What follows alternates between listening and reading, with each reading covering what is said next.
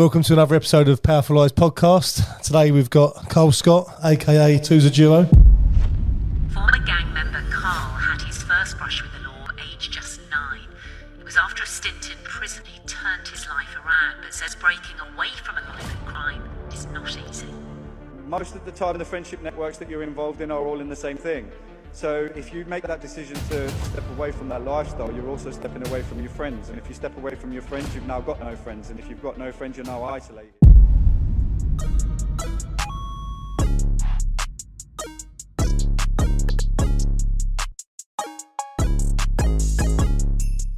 Hello, mate. How are you, mate? Appreciate you coming down today. Oh, thank you for inviting Mate, me. I know you've had a bit of a drive. Yes, missions, 3 hours.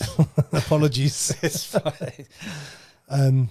I really want to sort of get your whole life story. I know you've had quite a colourful past. So Could say that. best place to start at the beginning. Whereabouts you grow up and let's run from there. Right, Nottingham, really. So, born and bred. Council estate. Dad weren't there. On and off. Were there, not there. Kind of left at early age, really.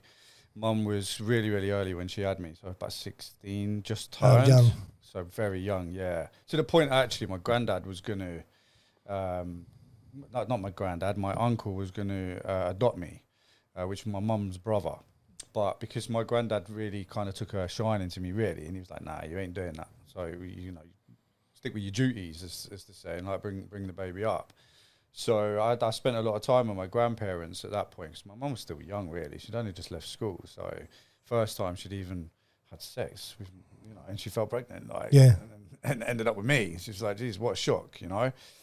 That's proper young. Yeah, really Yeah, young, yeah, yeah. But I yeah. look at them these days; they're even younger. Do you know what I mean? But like, yeah, it's like kids having kids. But I think back then, like, you know, they was brought up differently back then. So I think mentally, like, I don't think the exposure to what they're actually doing was there. no. You know, again, was she probably 15 when... 15 when she fell, yeah. Yeah. And then she was 16 when she gave birth to me. But my dad was like, he was a bit of a drinker and a bit of a gambler, bit of a shitbag.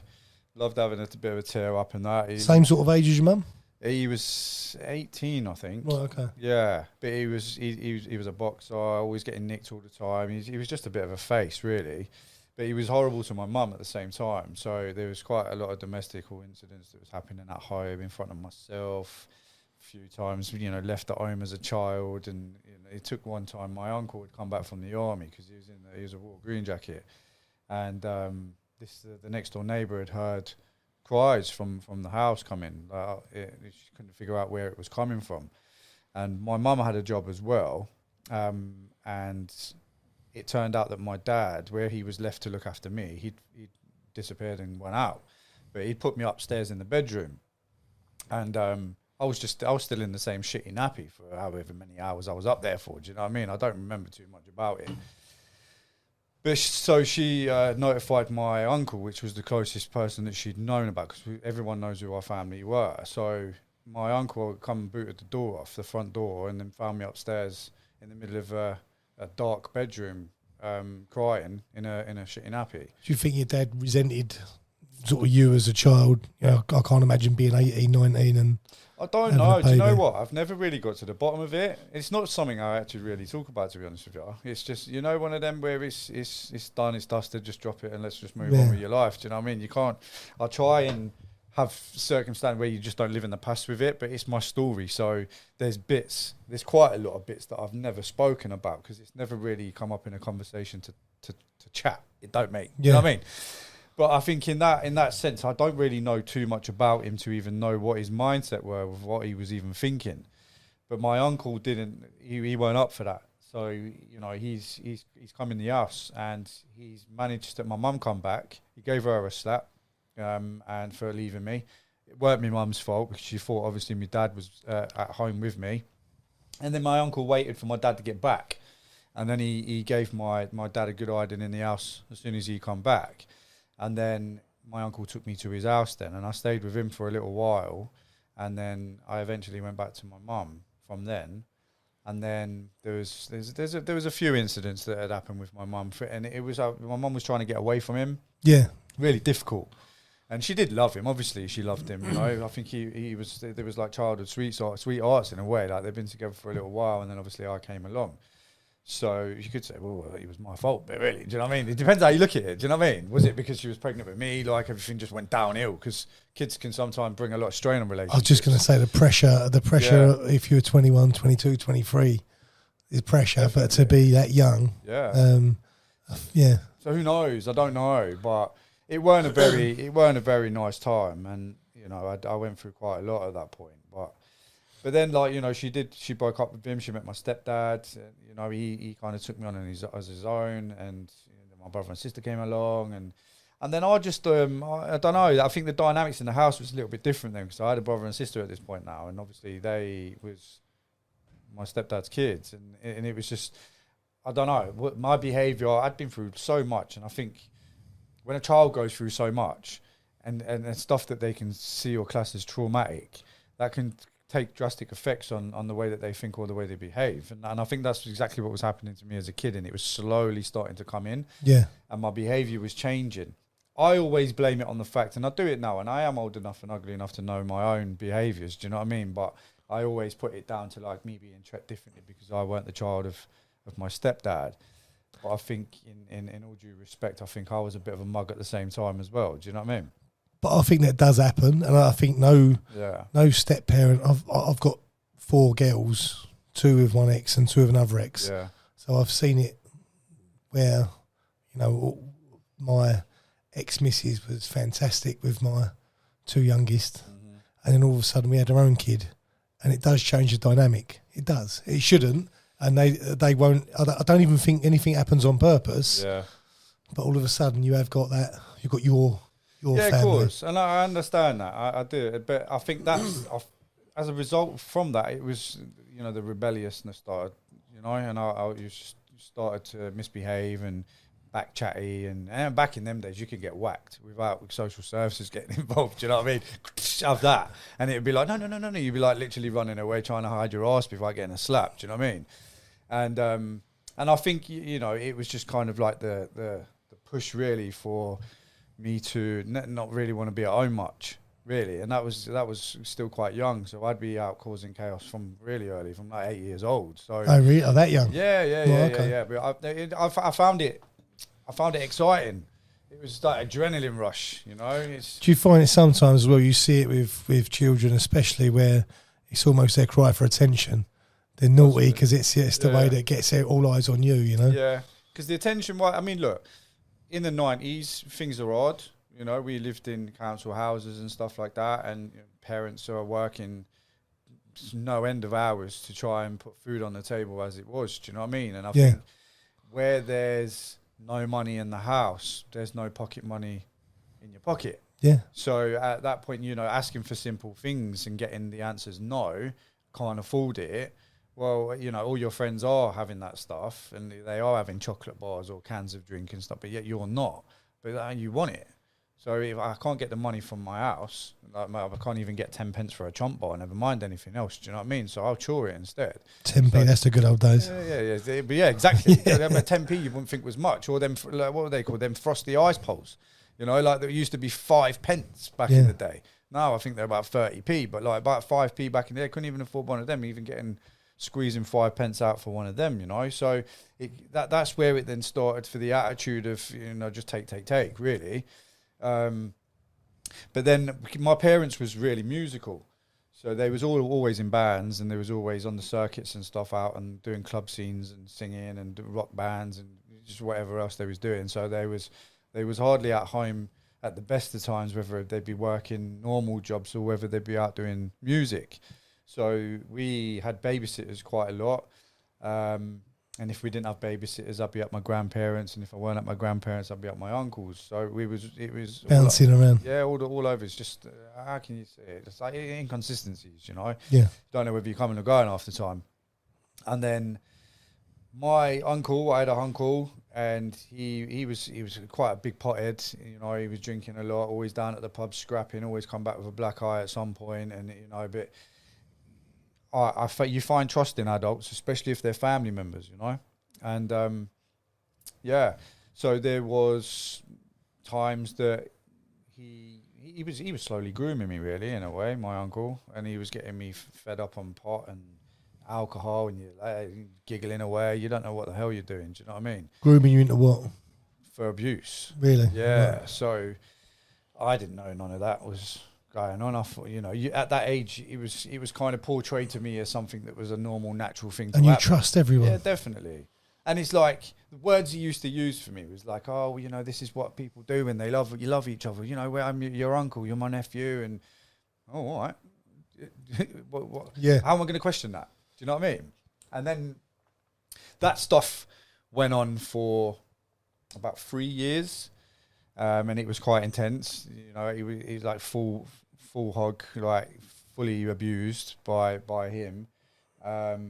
And then he had a mental health breakdown. He was gutted on alcohol and on the old smoke and that. But it turned out that he'd been doing stuff with the next door neighbour's kid as well. He was a bit older than me. He was about 15, but obviously illegal. He was still underage. It was illegal. Yeah. But he wasn't into the signs of being attracted to the same sex. He was still interested in girls. This boy.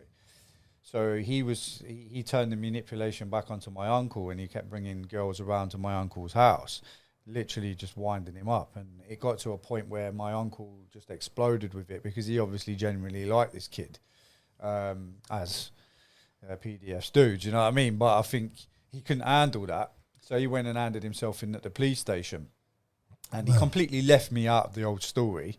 And they come round to his house. They found, I think it was about 30 bags of homegrown smoke in the shed.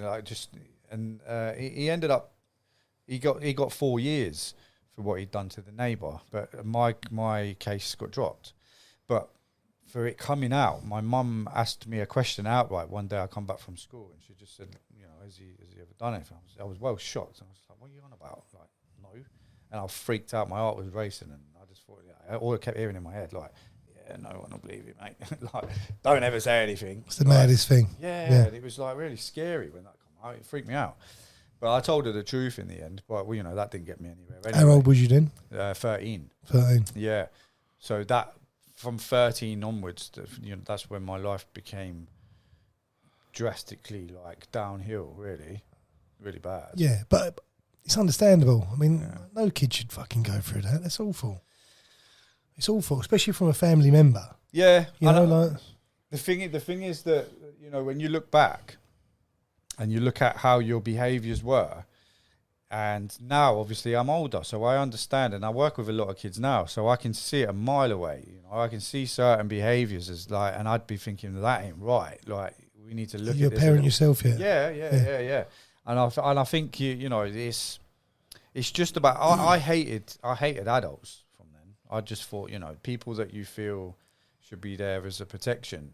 Yeah. Protect Well, you should be able to trust. Yeah. And again, even more so a family member. The trust should be there, and it's going to affect your life. Yeah, and it did. So it was 13. Got myself wrapped up with a lot of older lads down at the local youth club. They had a boxing gym down there, loved it. And we couldn't afford to go, so I was chawing money out my mum's purse to pay for it. And it was only quite cheap back then. It was like £2 a session or something, do you know what I mean? Or £1.50 or something like that. But I could never get 5 pence for an ice pole, as I said, do you know what I mean? So trying to get that money to pay for the session. So at first the coach was giving me some free sessions, and he saw potential in me, and he could see that I was pretty good. I stuck everything into it, do you know what I mean? And back then I was quite scared. I didn't even want to punch anyone in the face. I'd usually kick people in the shin and run away. I didn't do that stuff. It was freaked me out. Like the feel of someone's face in my fist, it was just like, that's wrong. But I slowly started to get into it, and it became something that I really enjoyed. So there was a tournament that had come up for our local area, and he wanted to put me in it. But obviously there comes consent forms and parents, and so, and they didn't know I was doing this. So there'd be a couple of times I went back with a bit of a bust lip and stuff, and I had to like say, I fell over or something. Do you know what I mean? But it weren't. It was from sparring and that. So so the coach was like, don't worry, I'll speak to your parents. We'll get them to come down and watch a little sparring session and just show that you've got potential, and we want to bang you into this thing because you're really good. And I was just like, oh, mate, I was freaking out for about 2 days because I thought I was going to get a good hiding, because in the end I was stealing the money to pay for it. Yeah, of course. I shit my pants. But anyway, they come down and they saw me at it. They signed the paperwork. I did the first tournament and I won it. And from then on, I was constantly going back and forth with the gym, but because it was involved in the youth centre, I was kind of getting swayed a little bit away from the gym into like what the older kids was up to, and I was intrigued. I would see them there with the expensive stuff, the drinks, and I'm thinking, like, what are they up to? Do you know what I mean? You look up to the wrong people at that age, don't you? Yeah, we've all done it. That's exactly what happened. So they knew that, and I was a little kid. I'm not that tall now, but when I was that age, I was really tiny, blonde hair, blue eyes, baby faced, butter wouldn't melt in your mouth kind of stuff. But actually, underneath, I'm nuts. In the head, I'd do anything, and that's how I started to build my reputation with, knowing that I am small. I'm with these people. These people will look after me. We're like a little family. I can go off and do whatever I wanted to, and I won't get no comeuppance for it because I'm protected by all these lot. And that's how it started to get into nitty gritty stuff on the streets. What's when you say nitty gritty, what sort of stuff was you doing? You stealing, you fighting, you? So it'd be anything. Well, stealing was obviously the first thing I was doing. My first ever major was a robbery and a fray, and that was I was 14. That I got a right good hiding for that, because that was the first time really that my parents got the gist that I was up to no good and doing some robbery and a fray, and this is in the street as well. So just doing street robberies and robbing people, and then you getting the police coming to your house at 5 o'clock in the morning to take you away. Your parents are like, "What the fuck is going on here?" Like, he weren't doing that. Yeah, I were. Not my boy. Yeah, I were. Do you know what I mean? And the worst thing, I didn't really get anything out of doing that. It was no point for what it were. And in it, when you look back at the decisions that you made from that age, it was some stupid decisions. But I think you're so vulnerable, and you're trying to impress these people. And I wanted to be known as well. It was a reputation thing as well. And I think having a reputation manages for you to be able to have like a barrier that no one can come through. Yeah. So having that there is keeping people at arm's length. And it's like, Carl's nuts. So you'll go and do that. Oh, if there's anything, there's that car that he's setting on fire or something. Oh, yeah, it's all right. Carl will do that. Yeah, I'll do that. Yeah, it's going, off it goes. Do you know what I mean? And I think a lot of people took advantage of that. I'm sure. But I didn't see that. Yeah. I'm thinking these are all my pals, and at the end of the day, I'm getting nicked for all these crazy things, but they're still rocking around, chilling on the corners, having a drink and having a laugh. And would you steal for them?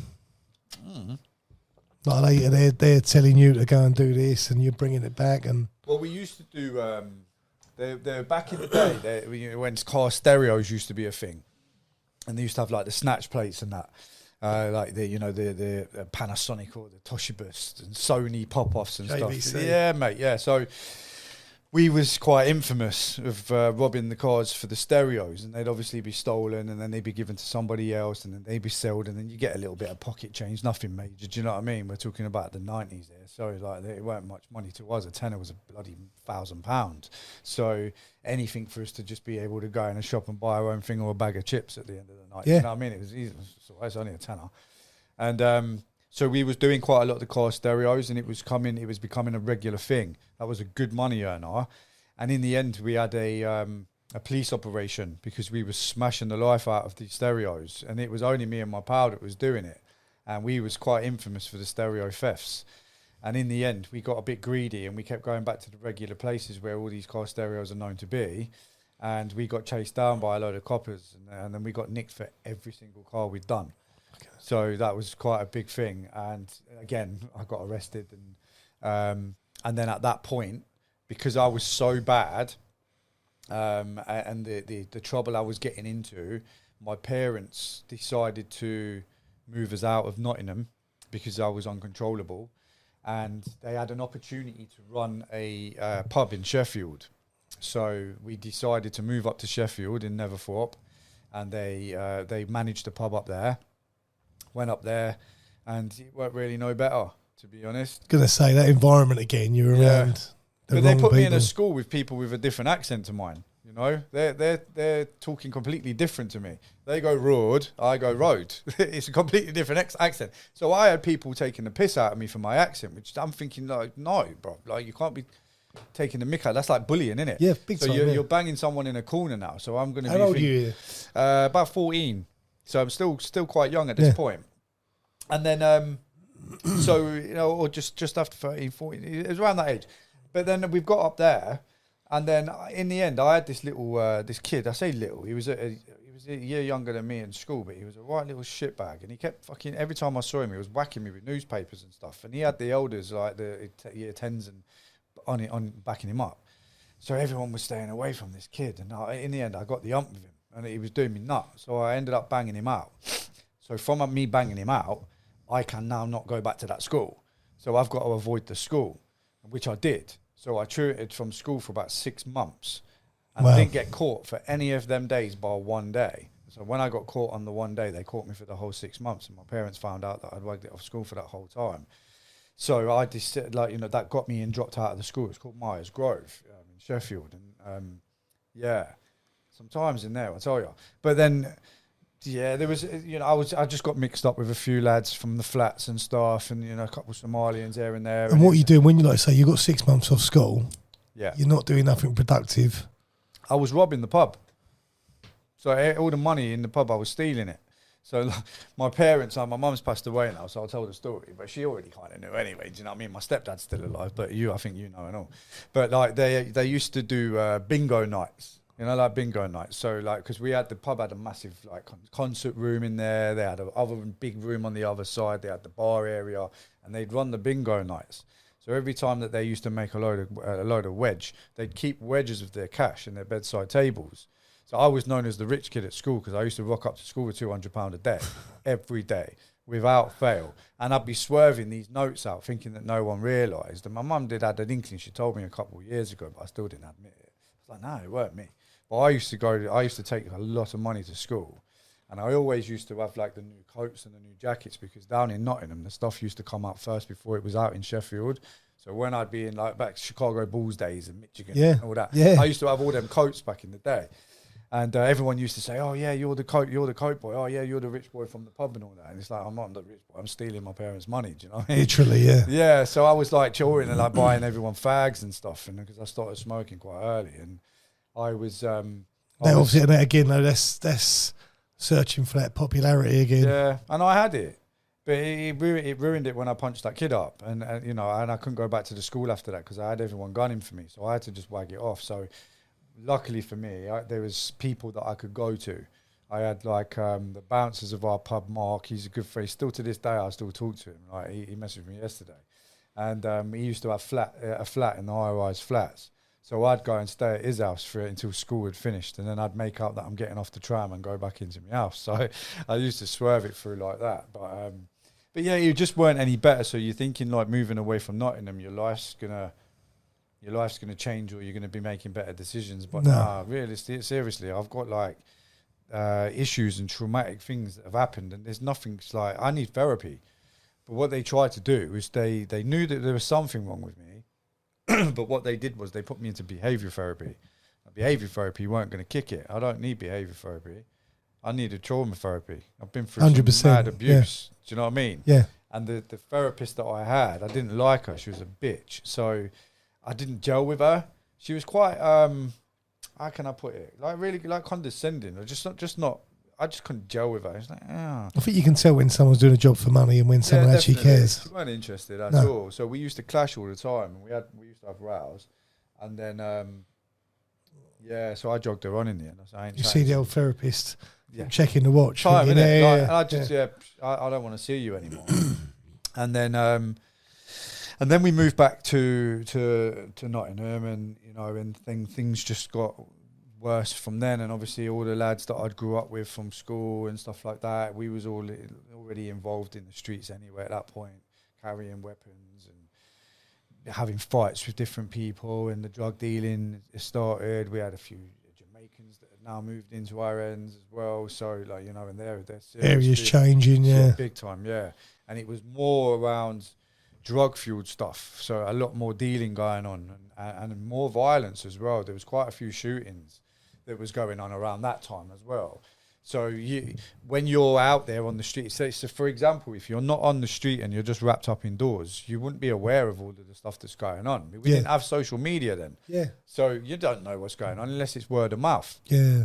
So there was a lot of that going on. And it'd be like, oh, did you hear about like Joe Bloggs? He got shot last night. We're like, bloody hell, did he? Jesus Christ. And then, 3 days later, did you hear about Thingy? He got stabbed in the neck. He was like, oh, really? But you just carry on with your life. Yeah. Of course, it was just part of what. We said that when we had, obviously we had Lewis Clark on. Yeah. And when he talks about very similar, like that was the norm. Yeah. The norm back then, it sounds like something out of a computer game. Yeah. Like that's your life you're living. And you just get used to it. And it's all you know. Yeah. Yeah. You just get, it's your environment. Yeah. And I think unless you get yourself out of the environment, you'll be trapped in it for a very long time. And that what I was trapped in it for a very, very long time. And I think, and to be fair, in all honesty, I didn't really want to be not trapped in it. I was quite happy where I was. They're your pals. They're your pals, aren't they? Yeah. So it's kind of like they say that is literally all you know. They're my, yeah. Yeah. They classed gangs and that way. Yeah, whatever. But it's not like, You're at home, like you say, you're not, you've got a bit of grief indoors. Maybe, it might be okay, but it's not perfect. You probably find yourself very vulnerable up here. And then all of a sudden you've got that little close sort of group of pals. You kind of think that's your family, don't you? Especially at that age. But it kind of worked because I was with them more than my family. So 100%. I was even going around with pals, and his mum would be making me dinner. Or I'd go to my other pals' aunties and we'd be sitting there and we'd be buying takeaways from the chicken shop, or like we used to have like really good Jamaican shops down where I'm from, and we like jerk and stuff like that, and mate, like proper food, do you know what I mean? So we'd be just chilling doing all that, and then we'd be telling your parents, I'm staying out. Oh, where are you staying? I'm just going to stay at my mate's house. But actually, you're not. We're going around the streets and we're robbing cars. So, literally joyriding in cars. And, God forbid, getting caught. 'Cause you get a right good hiding. But luckily, we didn't. We had a few car chases. I'd never drove a car in my life. I learnt to drive a Metro on my mate's brother's driveway, just driving it forward and reversing it back. That's how I learnt to drive.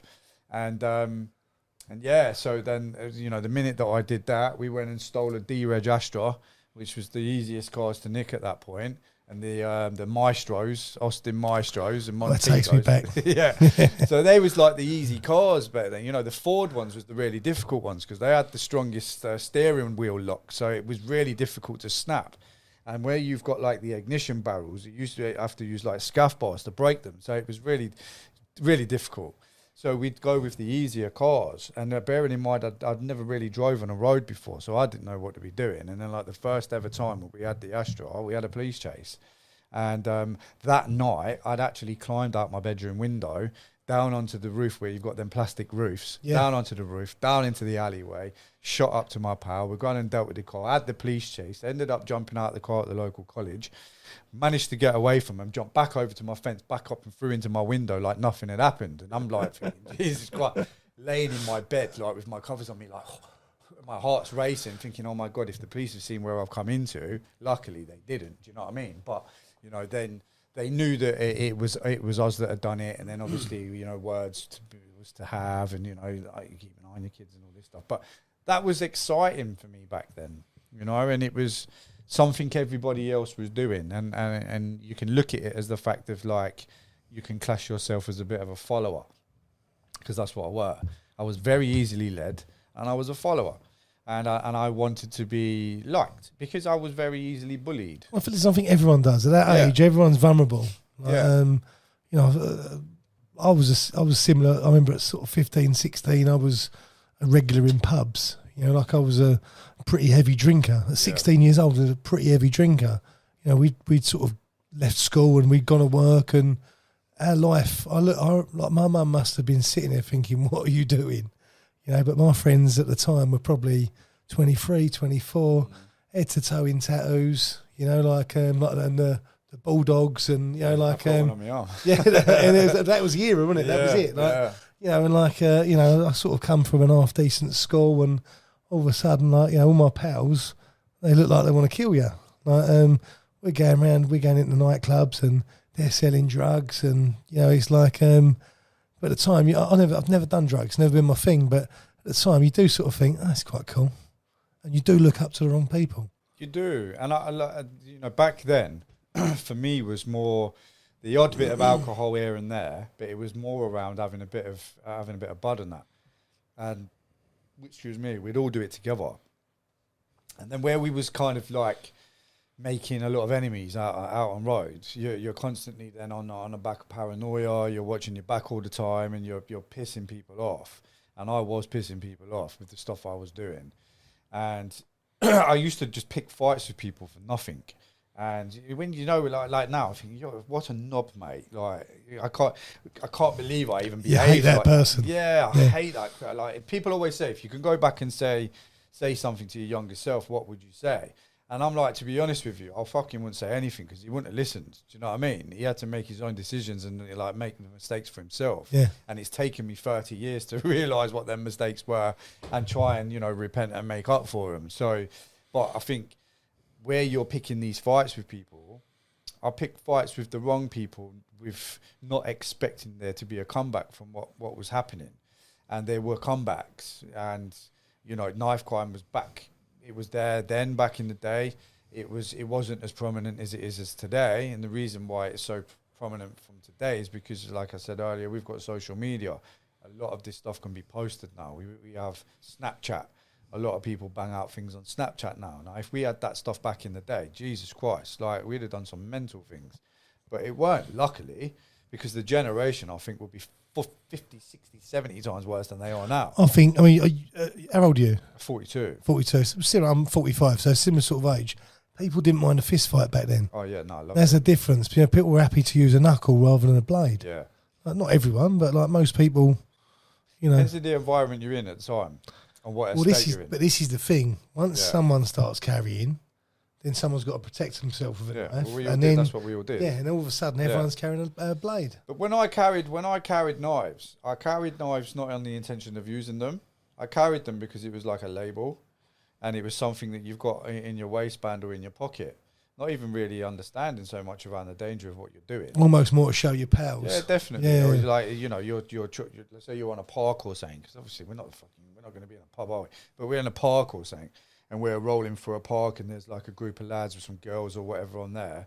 And obviously we're like eyeing them up as you do, like it's just immaturity. And then one of them looks at you and then you pull your T-shirt up and you just let them see that there's one there and they jog on and move out of the park. That there is as far as it goes, is to say. But then the issue that you have with that is now word goes around that you carry. So if someone's going to fight you, they've got to fight you with a blade. They're going to bring a blade, yeah. And I was never known for using knives on people. I was known for having them, but not using them. And I was known because, like I said, I boxed. I can have a fight. It's like I know how to use my hands, and I'd much rather use my hands because I got enjoyment out of fighting. And where I didn't like originally punching people in the face, I got the taste for it, and it was actually all right. Especially when you made someone bleed, it gave you more of that adrenaline. Do you know what I mean? Yeah. And that was the mindset I had then, and it's a horrible mindset to actually have. It's an evil mindset, really. Like with the pain that someone's going through, even as a young kid, you're having a scrap with someone, and the scrap can be that bad. The other kid's crying their eyes out, and for you to stand there and it makes you want to hit them more because they're crying. That's nuts. In some circumstances, with some people's feelings, it'd make them stop because they'd feel sorry for them. Well, not me.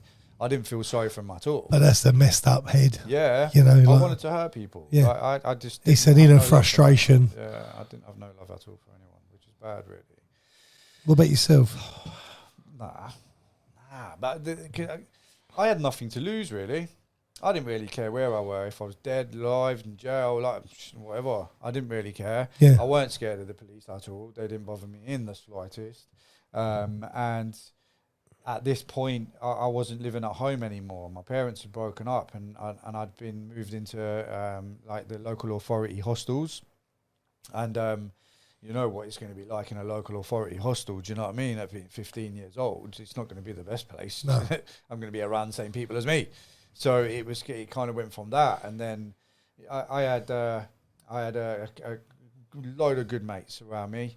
I had a really, really good pal that I grew up with from a very early age.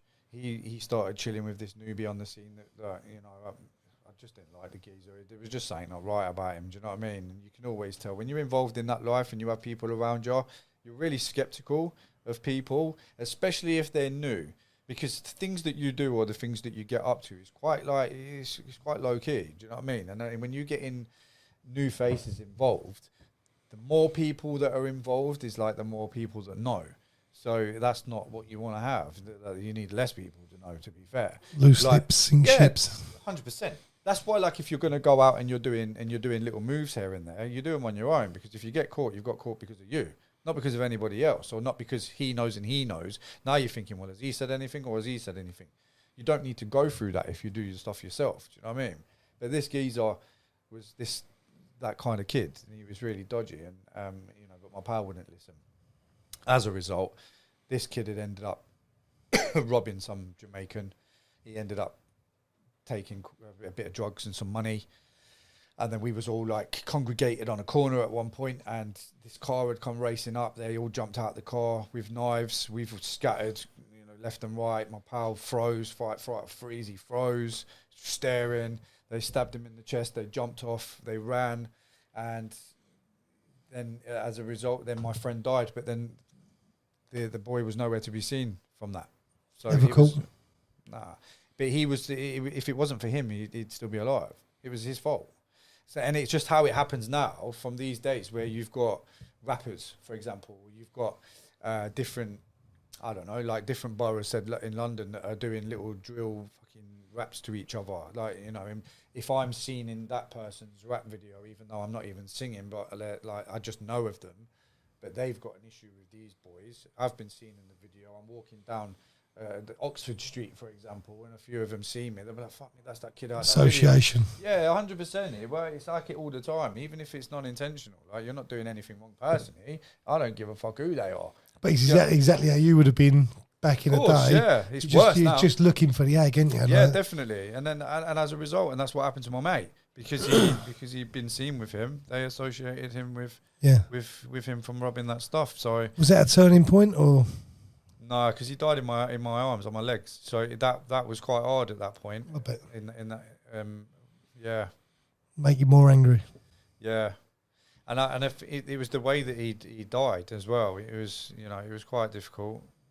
It's not a sight that a kid should be seeing at that age. Do you know what I mean? And I think what are you now? 15. Yeah, 15 and a half. Yeah, coming up to like 16 and that now. Yeah. Still at that age, Jesus. You don't want to see stuff like that. When you look, like 8, 9, 10. Yeah. I'm 42 now, and I still remember it. Yeah. Like it was yesterday. Yeah. Like I can still visualize it. I can have dreams about it still, and it's still something that plays on my mind from time to time. Today I feel all right. Usually I get a bit choky, but I'm all right. I think it must have been the 3-hour drive. But I think, it does catch me sometimes. You must have had magic on, chilled you out. Yeah, no, actually I had smooth, so I was all right. Yeah, do you know what I mean? But no, it does get me from time to time. I don't know, it depends what mood I'm in. If I've had one of them days, it'll catch me, and then it'll just come from nowhere, and I'll have this bubble coming right for it, and then all of a sudden I'll go with it, and then you'll have to give me a few minutes, and then I'll carry on with the story. Today I'm all right, but it's one of them, like, you can do podcasts, and like, because I've only been talking about this for a couple of years, and I'd never spoken about it ever since that had happened. Even any therapy that I've had or nothing, I've never spoken about it.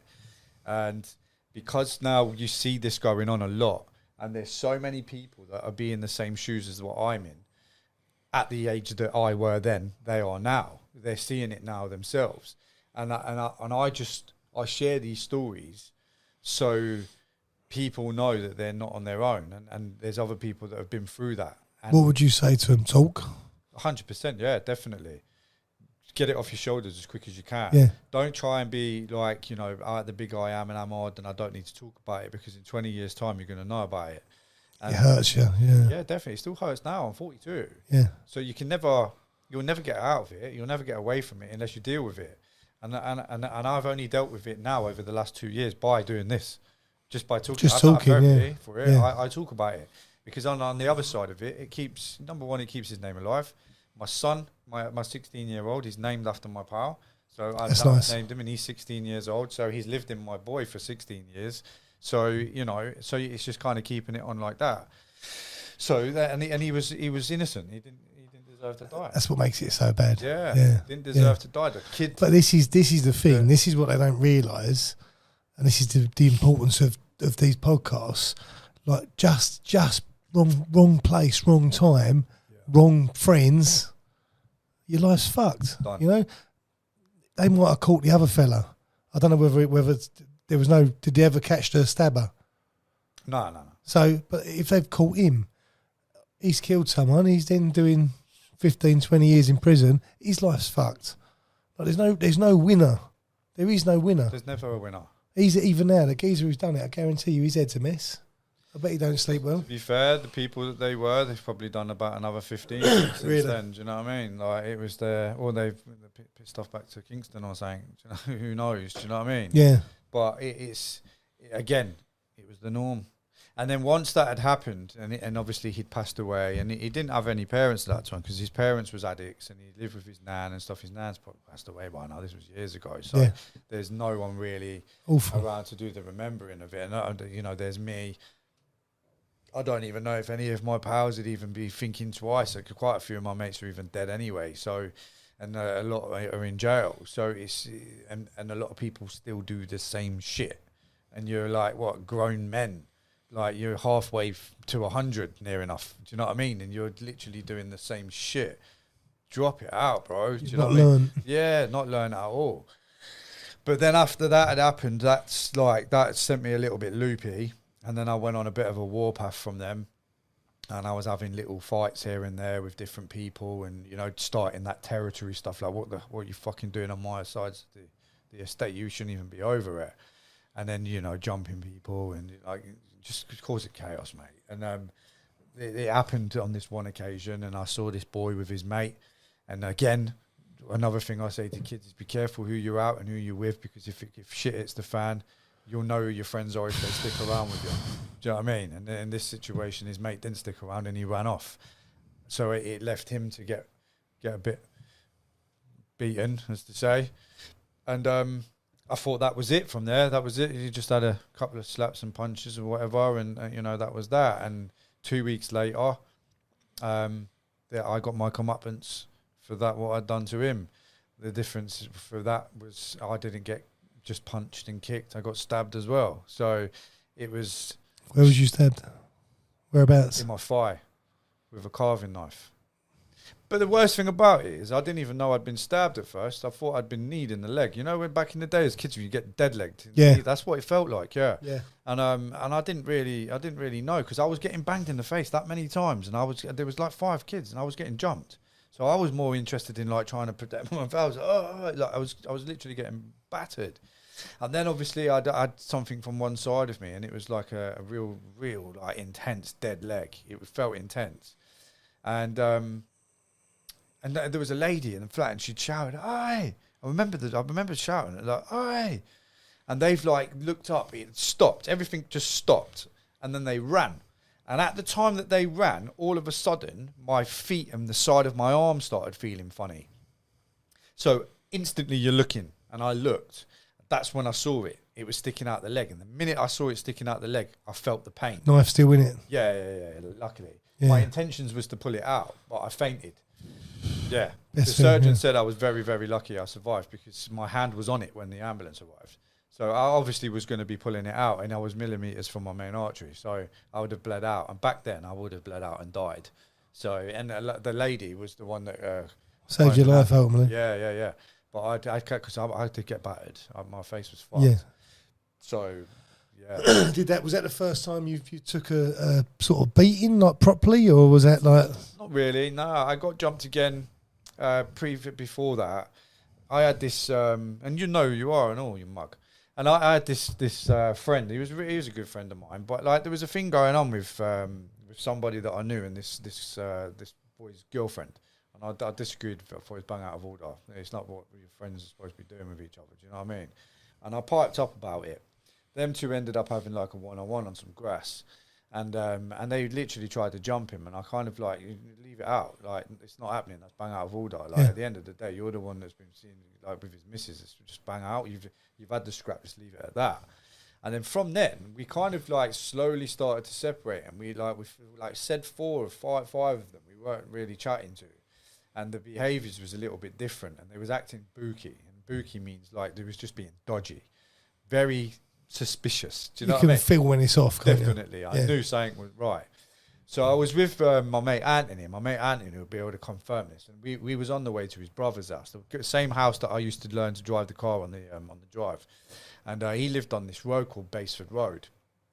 And there used to be like a 6-a-side football club at the bottom of Bar Lane, which my school used to be up there. And they used like this 6-a-side football place, indoor.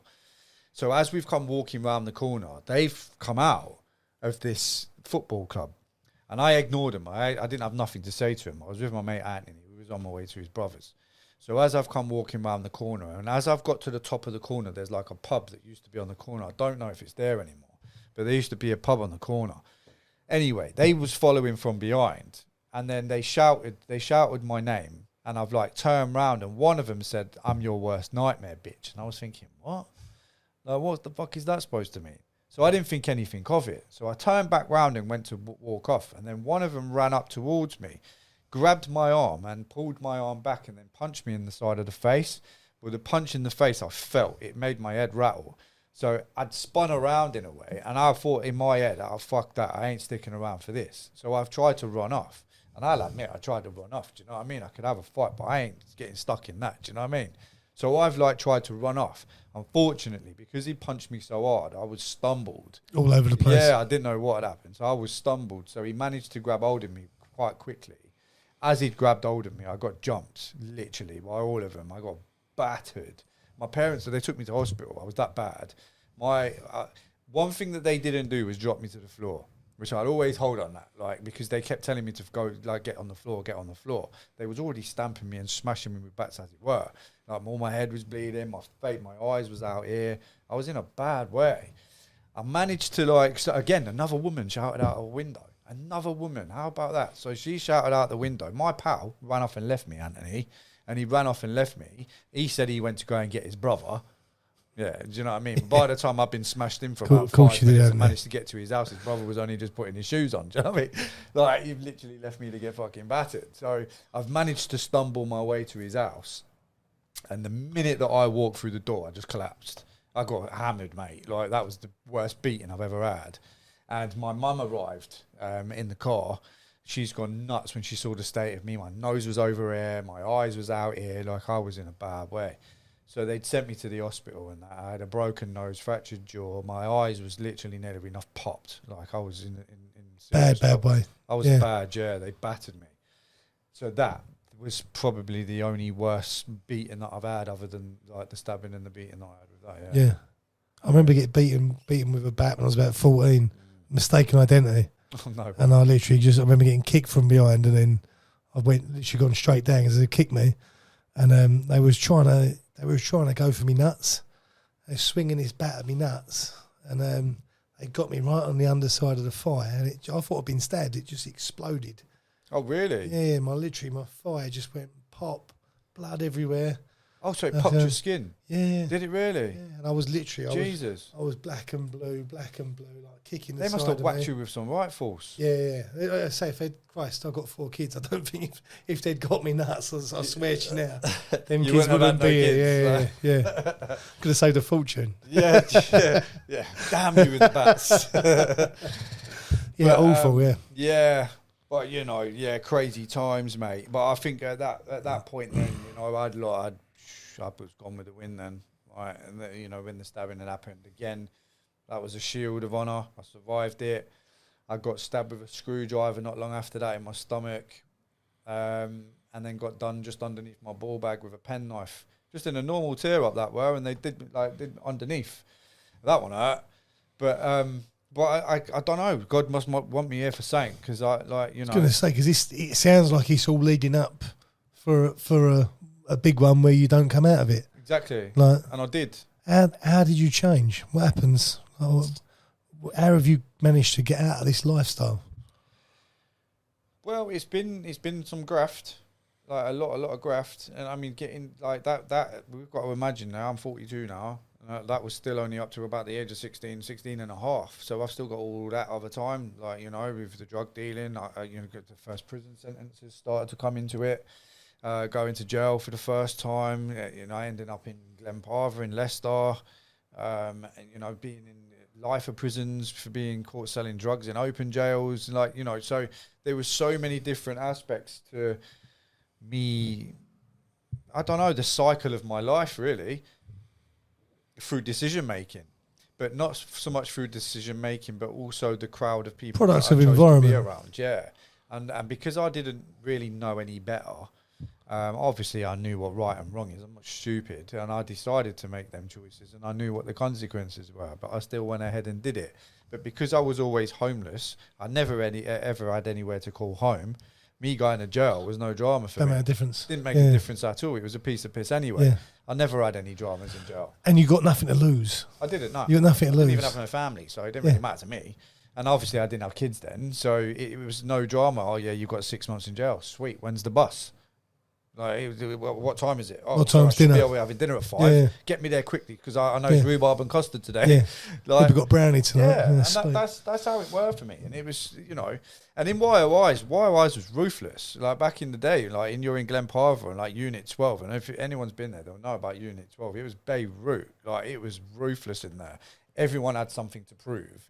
And you've got people on Is that youth? Is that a youth? young offenders institution. Yeah. And that's what everyone says. They are the worst.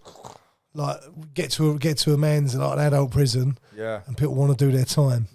But everyone says I've got a it. scar on my eyebrow from where I got whacked with a tray, and I'd only been in there a day.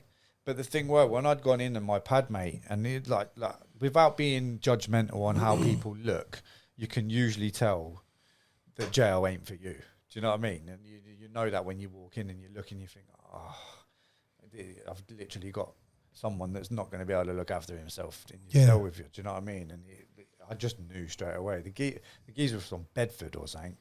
And so anyway, I've gone in, and back then we didn't have TVs then. They were just starting to put the aerials into the walls. And so it was like basically the time that you've got in jail, you're going to have to make up the time for yourself, whether that would be wrestling with your pad mate, getting the mattresses on the floor or whatever. Just do whatever you do to pass the time. A lot of people used to tend to sleep or just stand there screaming out the windows or at the doors for their own fun. That's where bullying comes into it. So they'd be shouting up different cells and getting them to do this or getting them to shout or rap that or sing me a song. There was a lot of people that used to sing Barbie Girl out the door. Like, yeah, they used to terrorise them. But my pad mate, they was shouting up like pad 14. And my pad mate's face all of a sudden changed. And I'm like, what's the matter with you? And he was like, oh, they just keep getting me to shout out the door. And I said, what, is that our cell they're shouting? And he was like, yeah. And I said, yeah, you can't do that anymore. And he was like, yeah, but they're making me do it. I'm like, you can't do that anymore. Seriously, you can't. He goes to the door and tells them that I've told him that he can't do it anymore. So now he's involved me in the drama. So they've shouted me up, yo, pad 14's bad, mate. I thought, for fuck's sake. Here we go. I don't even know who they are. Everyone was banged up. So when I've come onto the wing, I haven't even seen anyone's faces, so I ain't got a clue who anyone is. And then they started shouting me up, and I said, look, it's not my first rodeo. I ain't doing it. No, I'm not shouting out or big on up Birmingham or whatever the bloody hell you want me to do. It's not happening. Do you know what I mean? There's like, what in the morning? So all throughout the night, then you're thinking, fucking hell, your heart's going, your belly's rumbling, you can't sleep. You're thinking, what the fuck's coming tomorrow? Yeah. Who are these people? He's obviously shit scared, so they're obviously saying about him. Do you know what I mean? And yeah, breakfast come, nothing happened. Lunchtime come, nothing happened. Tea time come, boom! Like straight in my face with the metal trays. Now, anyone that's been to the jails and they had them trays, you've got like a big metal tray with a big bit there and two little circles there. One of them around your mush. You know about it rattles you, yeah. And my eyebrow split, and we had a bit of a fight up on the freeze. And in Glenparva on the freeze, they used to have bully pads, and they have like little cages at each end with like bully pads on each side. So all of the bullies, they couldn't engage with anybody else on the landings. They'd be stuck behind there. They get let out separately.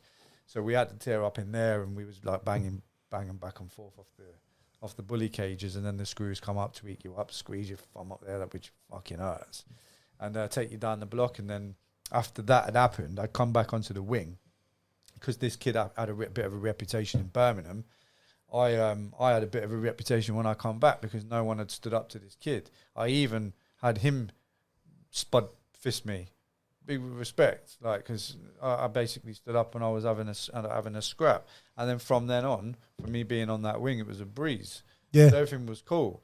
But I didn't intentionally go out to do that. I was quite happy just to go into my cell and just do my time. But you don't want to see this fella being bullied. No, that was Yeah. bang out of order, yeah. Yeah. And obviously I'm in that cell with him as well. So that involves me now, because then they're going to assume that I'm the same as that. Was the other fella, was he okay from then on He was inwards as all right. well, yeah? Yeah, he was all right from there, yeah. So he was my pad mate from then on. What you do when you go in jail, you stick together with your pad mate. That's what you're supposed to do. There's been a couple of times I've put someone's mattress outside the cell and not let them back in. How many times you been in? I've done 8.5 years of my life in jail. Yeah, my last time. Big chunk. What? Big chunk. It is a big chunk of your life, yeah. But again, I was on drugs or I was homeless. I was on drugs or I was homeless. What was your longest sentence? 4. Served 2.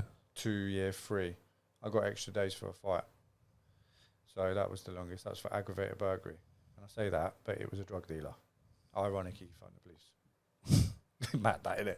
You know, I've never got over that. No. I always still talk about it to this day. Like, what? Like, that's so ironic. Did you see that one the other day where the was going around with a guy in the taxi, and they got out of the taxi? Uncle Drive. Uncle, I've got money, Uncle. Uncle And at Drive. first- and he's Uncle like- weren't interested until he saw the Queen's Head, mate. Like, He still didn't go over 30. but everyone's talking about that, right? The first thing he done was on the phone to old Bill. The feds. But the thing is, and I don't hold that against him at all, yeah? Because I have these conversations with people. Now, you've got to look at it as, are you a civilian or are you involved in the game? Which one are you? Now, if you're a civilian, no one can call a civilian a snitch for phoning the police. Yeah? You can't. Because they're a civilian. They're not involved in criminality. They're more than they've more got the right to be phoning the police. Of course they have. Your house has been burgled. Phone the police. Do you know what I mean? Your kid's just been weighed in at school. Phone the police. Do you know what I mean? Do the right thing. But if you're involved in that game, you've got to be that it's expected that something could possibly happen. Live by at the some sword, point die in by the time. sword, yeah. I'd say that, but then on the other side of it, unless I think personally he panicked. And if you look at the whole situation of what actually happened in that taxi, he's fucking lucky he survived that. Massively, yeah. Someone he is looking Was that a over. machete that come through the window? Yes. Yeah. But he had his own little poke as well. It weren't anything major that he had. He just had a little poker on him. But I think if you whoever they were, I would have sacked them, to be honest. Because whatever job that they were set out to go and do, they didn't fucking do it. And they didn't do it properly. So unless they didn't intend on doing the harm set out that the video made it look like it was supposed to end up. Do you know what I mean? Yeah. But he did do well with backing himself up. He took on like 4 or 5 geezers that was going through windows at him, and he held himself well, which he's now. This is why I don't feel sorry for him, because he's gone onto social media and he's tried to big himself up for this and that, and still showing off his watch and his jewelry and whatever else. And unfortunately, that's probably going to happen to you again. Has he? Because I don't know. I've not seen anything on him. What have you actually seen him? Because I'll gather that was the dash cam from the. That's the dash cam, but he's also got social media as well. And he's still sort of giving it online. Yeah. That's mad. Yeah. Is he really? Yeah. That's mad. Yeah. That's mental. They've gone back and they said he should have called an ambulance instead of the police. Because if you call the police, they're just going to question you. Of course. Whereas if you call the ambulance, the police are going to turn up. Which you're going to be like, no comment. You know what I mean? So it's like, if he called the ambulance, it's not snitching. But because he's called the police straight away, It's snitching. snitching. Yeah. But the thing is, in his defence and Uncle's offence, yeah, all right, Uncle, in your defence, right, they were still chasing down the car. Yeah. All right. So he knew at that point, and the back of that car, I can guarantee you now, when he got out of that car and that whole situation was done, he'd be like, fucking hell. That was a close call. He'd say that to himself sat in the fucking toilet. He'd be saying, fuck me, that was close. Do you know what I mean? But then after that had done, no, I've done it. Like, you think, fucking hell, that was close.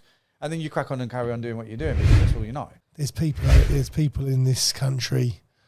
They don't know you. They don't care. They don't care.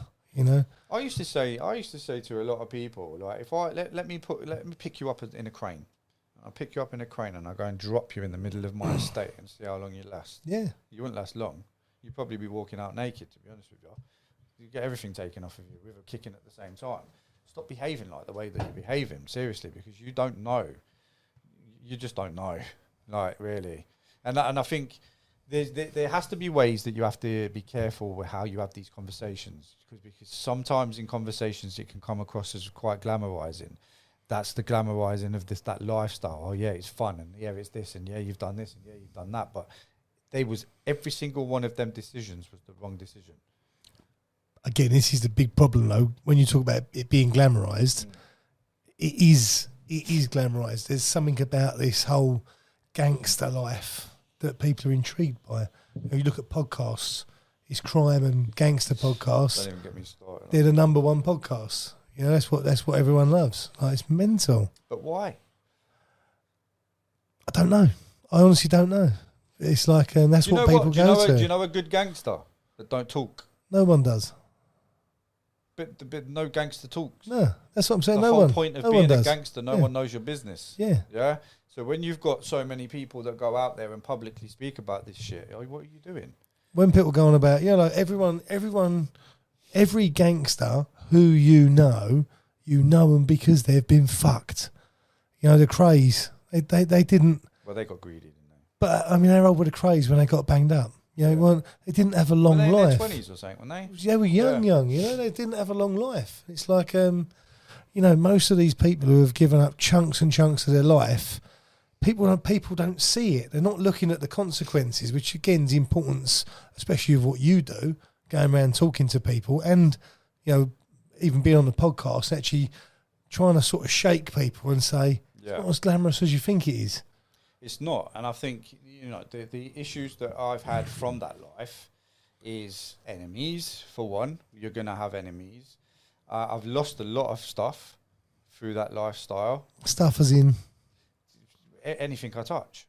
I could never hold anything. I could never hold anything down. Could never have a property. Could never have a job. Because if you put yourself, once you're involved in that game and you're making money, no job that you're ever going to have is going to make that. So you get stuck in that cycle of surviving, really. Excuse me.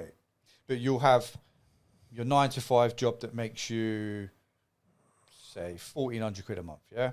You say £1,400 a month. But yet, when you're involved in that game, you can do that in 6 hours. Yeah. So you lose touch, you lose value of money. But what comes with that is some big risks. So that's the bit that people forget about. Yeah, it's okay that you can raise that amount of money, but there's so many risks that come with that. Now, you're going to leave your house every single day. As soon as you hear a car door, you're instantly looking around at your back. Instantly. You hear a little moped or a motorbike behind you, you're looking around. There's a knock at your door. Boom, boom, boom, boom, boom. Who's that? Your curtain twitching. Like, what kind of a life is that? There's so many consequences to that life. And also, over 20 years, that £1,400 a month that will go up and up and up. Yeah. And if you've spent, if you took a 20-year chunk of your life, 8 of it, you've earned nothing. No. And when you start looking like that, it's so important for people, young, impressionable people, to realise that your life, prison's not fun. It ain't fun. It's not fun. But like I try and make it sound as less glamorous as I can. Although the fact of prison is not hard. It's not hard. What is hard is being in there and having to sit with your own feelings and your own thoughts. Yeah. And you're sharing a cell with somebody you've never met in your life. Now, could you imagine being out here and just randomly sharing a room with someone? So like let's say I've never met you, and then I just come to your office. Oh, this is a nice office. And I start rocking. 2 years' time. Yeah, we leave in 2 years' time, and I've just rocked up a camp bed in your office. Yeah. I'll see you in the morning then, mate. Yeah. I'm taking a shit next to you. Do you know what I mean? Farting through the night. Pad mates stink. Feet stink. They're slavering off the top bunk. Like, these are people that you'd probably never even imagine you'd ever speak to in your life. But you've got no choice now. You're locked in a cell. There's nothing you can do about it. And then you can't get out of that cell until a screw comes and opens that door. So you're not in control of your own life anymore. They are. The system's in control of your life. And people will go into prison and they'll fight against the system, but they never win. You'll never win against the system. And the reason why you'll never win is because you're still locked up. You're not going anywhere. So what's the point? It doesn't make any sense. So you're not going to see your family if you've got any family. You can't make a phone call when you want to make a phone call unless you've got a mobile phone in there, which not everybody can have. You know, some people's lucky enough to have a mobile phone. I was lucky to have a mobile phone, but not everybody's lucky enough to have a mobile phone. Therefore, then you've got to hope that you've got enough credits on your canteen for you to be able to use their phone. But you're phoning a mobile phone with, let's say you've got 5 credits on that PIN phone. If someone's phone goes to answer machine, it swipes a credit straight off you straight away. Now you've only got 4 left.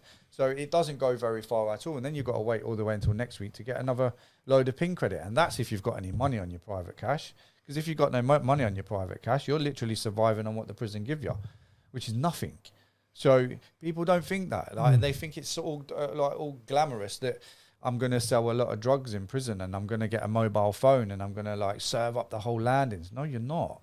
Seriously, bro, you're not. And I know you're not. You know, don't think that. Don't have that mindset of that. Like, is that worth you risking going out for one little bit of beef because that person told your mate to fuck off for you to now go and chase him down in the street and stab him in the chest? Really? And what, you're willing to do 25 years for that and just live that life in prison that I've just told you about for the next 25 years? Nah, mate. Yeah, lose the ego. Yeah, you don't need to have that ego. Like that ego, put that into something positive. Not like stabbing someone in the chest. It don't make no sense. And the value of their own life, not even about anyone else's life. It's about you obviously not valuing your own life, really, because once you've made that decision, you can't go back. There's no going back from that. And if that person's lucky enough to survive, whatever you've set out to do, they've still survived, but yet you're still going to do the bird for it. And it's going to be a very long time. There's no need to do that. By the time you get out of prison, everybody's changed their ways. Some of them might have. Some of them might have settled down with a missus and had a kid and got an house and completely moved on. Or that pal that you've actually gone and done that crime for has moved to a different area because he's sick of the lifestyle now. He has got a kid. The kid's in school. He's now got himself a job in bloody Morrison's. And you're doing a 20-year stretch for someone that's not even interested in you anymore. Yeah. Yeah. Do you know what I mean? So I didn't see that at that point of my life. I was still too wrapped up with it. And when I finally made that, I kind of like tried to look into some form of rehabilitation for my drug use and stuff. And I ended up moving down south away from. How did you get on? Obviously, you know, you said earlier you sort of smoking weed or whatever. How did that get onto the heavier stuff? Just again, product of environment. Yeah, well, I was selling it at the time. Didn't know what it were. I just knew the name. Didn't even know what it did to you, to be honest. And I moved into this hostel. And in this hostel, it was mixed with adults inside this hostel. And there was a load of trampy men, as to say, goofing out on sofas and that. And I asked this geezer, his name's Dean, and I asked him, I was like, what are they doing? Like, why don't they get a job or something? And he was like, oh yeah, they're on smack. And I was like, what's that?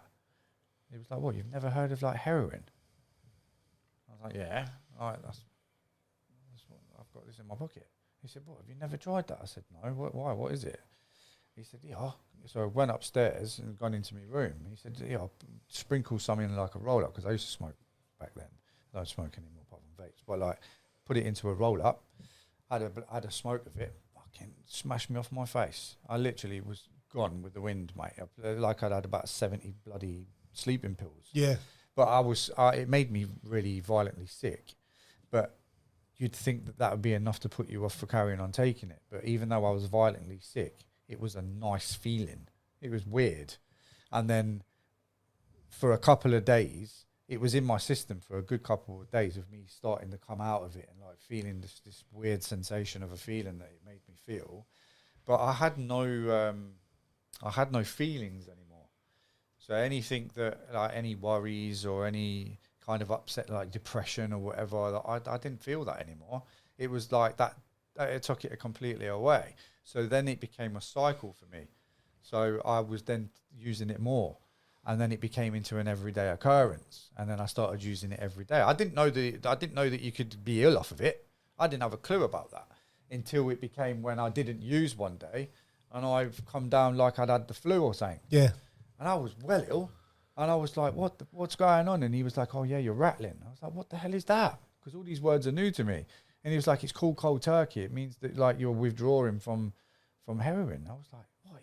that's how it makes you feel. I was like, shit, I don't want to feel like that. And it got And worse. so it begins. Yeah, and then it began, and then before long, 2 years had gone by, because time flies when you're having fun, as you say. Do you know what I mean? And like 2 years had gone by. I'd been to jail a couple of times for little minor sentences, this while driving or whatever, and a couple of little shop runs out of sports shops, like grabbing like big weights of clothes and stuff, turning all the coat hangers the right way, and then you can just pick them all up and then just dash out and jump into a car, and then and then the years had gone by, and I just so heavy on drugs. Every time I went to jail, I never used. Well, that's what I was going to say. Like, how do you feel when you go in? Because you must have some major withdrawals. They used to give you tablets. So the medical team would give you tablets. It used to be like these DF118s. Is that like methadone? Nah, because methadone wasn't. It probably were around at that point, but I didn't know about that stuff because I weren't really highly involved in drug and alcohol services. I was still young. So I didn't really look at that. But when you go into prison, they ask you the questions about addictions and mental health. Are you feeling suicidal? And they ask you all that stuff. And I said, yeah, I'm on heroin. When was the last time you had some? Well, I've been in the police station for 3 days because I had a warrant out for my arrest. So I've not had any since Friday. I'm really, really ill. Okay, we'll sort it out and we'll get you some meds. And then they put you on a detox landing. And then they give you like 5 days or 5 to 10 days worth of like dihydrocodeine. Just to wean you off. They'd wean you off of it. And then within 10 days, you're on nothing. And then you're basically coming back to your senses and making yourself feel better within the first 3 to 4 weeks of being in. Hard. Like, it's not easy because you're doing it with other people that are also doing it. Do you know what I mean? Then you come out and you use straight away? Not straight away, no. I'd make my main plans for when I used to get out, which is pretty similar to probably some people, really. I'd be like, oh, the first place I'm going to go is McDonald's and get a Big Mac burger. Do you know what I mean? They're not like I'm going to sort myself out and get a job. It's a Big Mac meal. But and then I'd be all right for about 3 or 4 weeks. And then you just get back involved with the same crowd again. It's very easy. Yeah. And because when you go into prison with an addiction, you don't do a lot of work around addiction whilst you're in there. You might do the odd carrot course here and there, which is what they call it, where you do a bit of like relapse prevention and stuff like that. But it's not like you just do that to get out your cell, to be honest, because otherwise you're locked up for 23 hours a day. So you just do it to get out your cell, and you just go and have a conversation with a few other buds there. Oh, you passed your course, there's your little certificate. And then you go out and end up using. But realistically, a relapse prevention course ain't really covering the shit that you're using for. Like, I'm using because I've been abused, I've been stabbed, I've seen this, I've seen that. Like, they're half the things that I've been using the drugs for. They can't look at that in jail. So it was pointless. How was your mental health in jail? It wasn't too bad. The worst thing for me, because drugs block your thoughts and feelings and emotions whilst you're on them. When you come off them, they all start coming back. So anxiety, for example, I never suffer with anxiety, like, at all. But you start getting anxious and feeling anxiety. My PTSD, so for the flashbacks for things that have happened would come back. I'd have night terrors in jail. But it was something that I could cope with because I knew that the situation I was in, I weren't in control of it. So don't worry about the stuff that's out of your control. It don't make no sense. So I had that in my mind quite quickly. So I'm getting mixed with, like, I'd just get back involved with the same crowd again.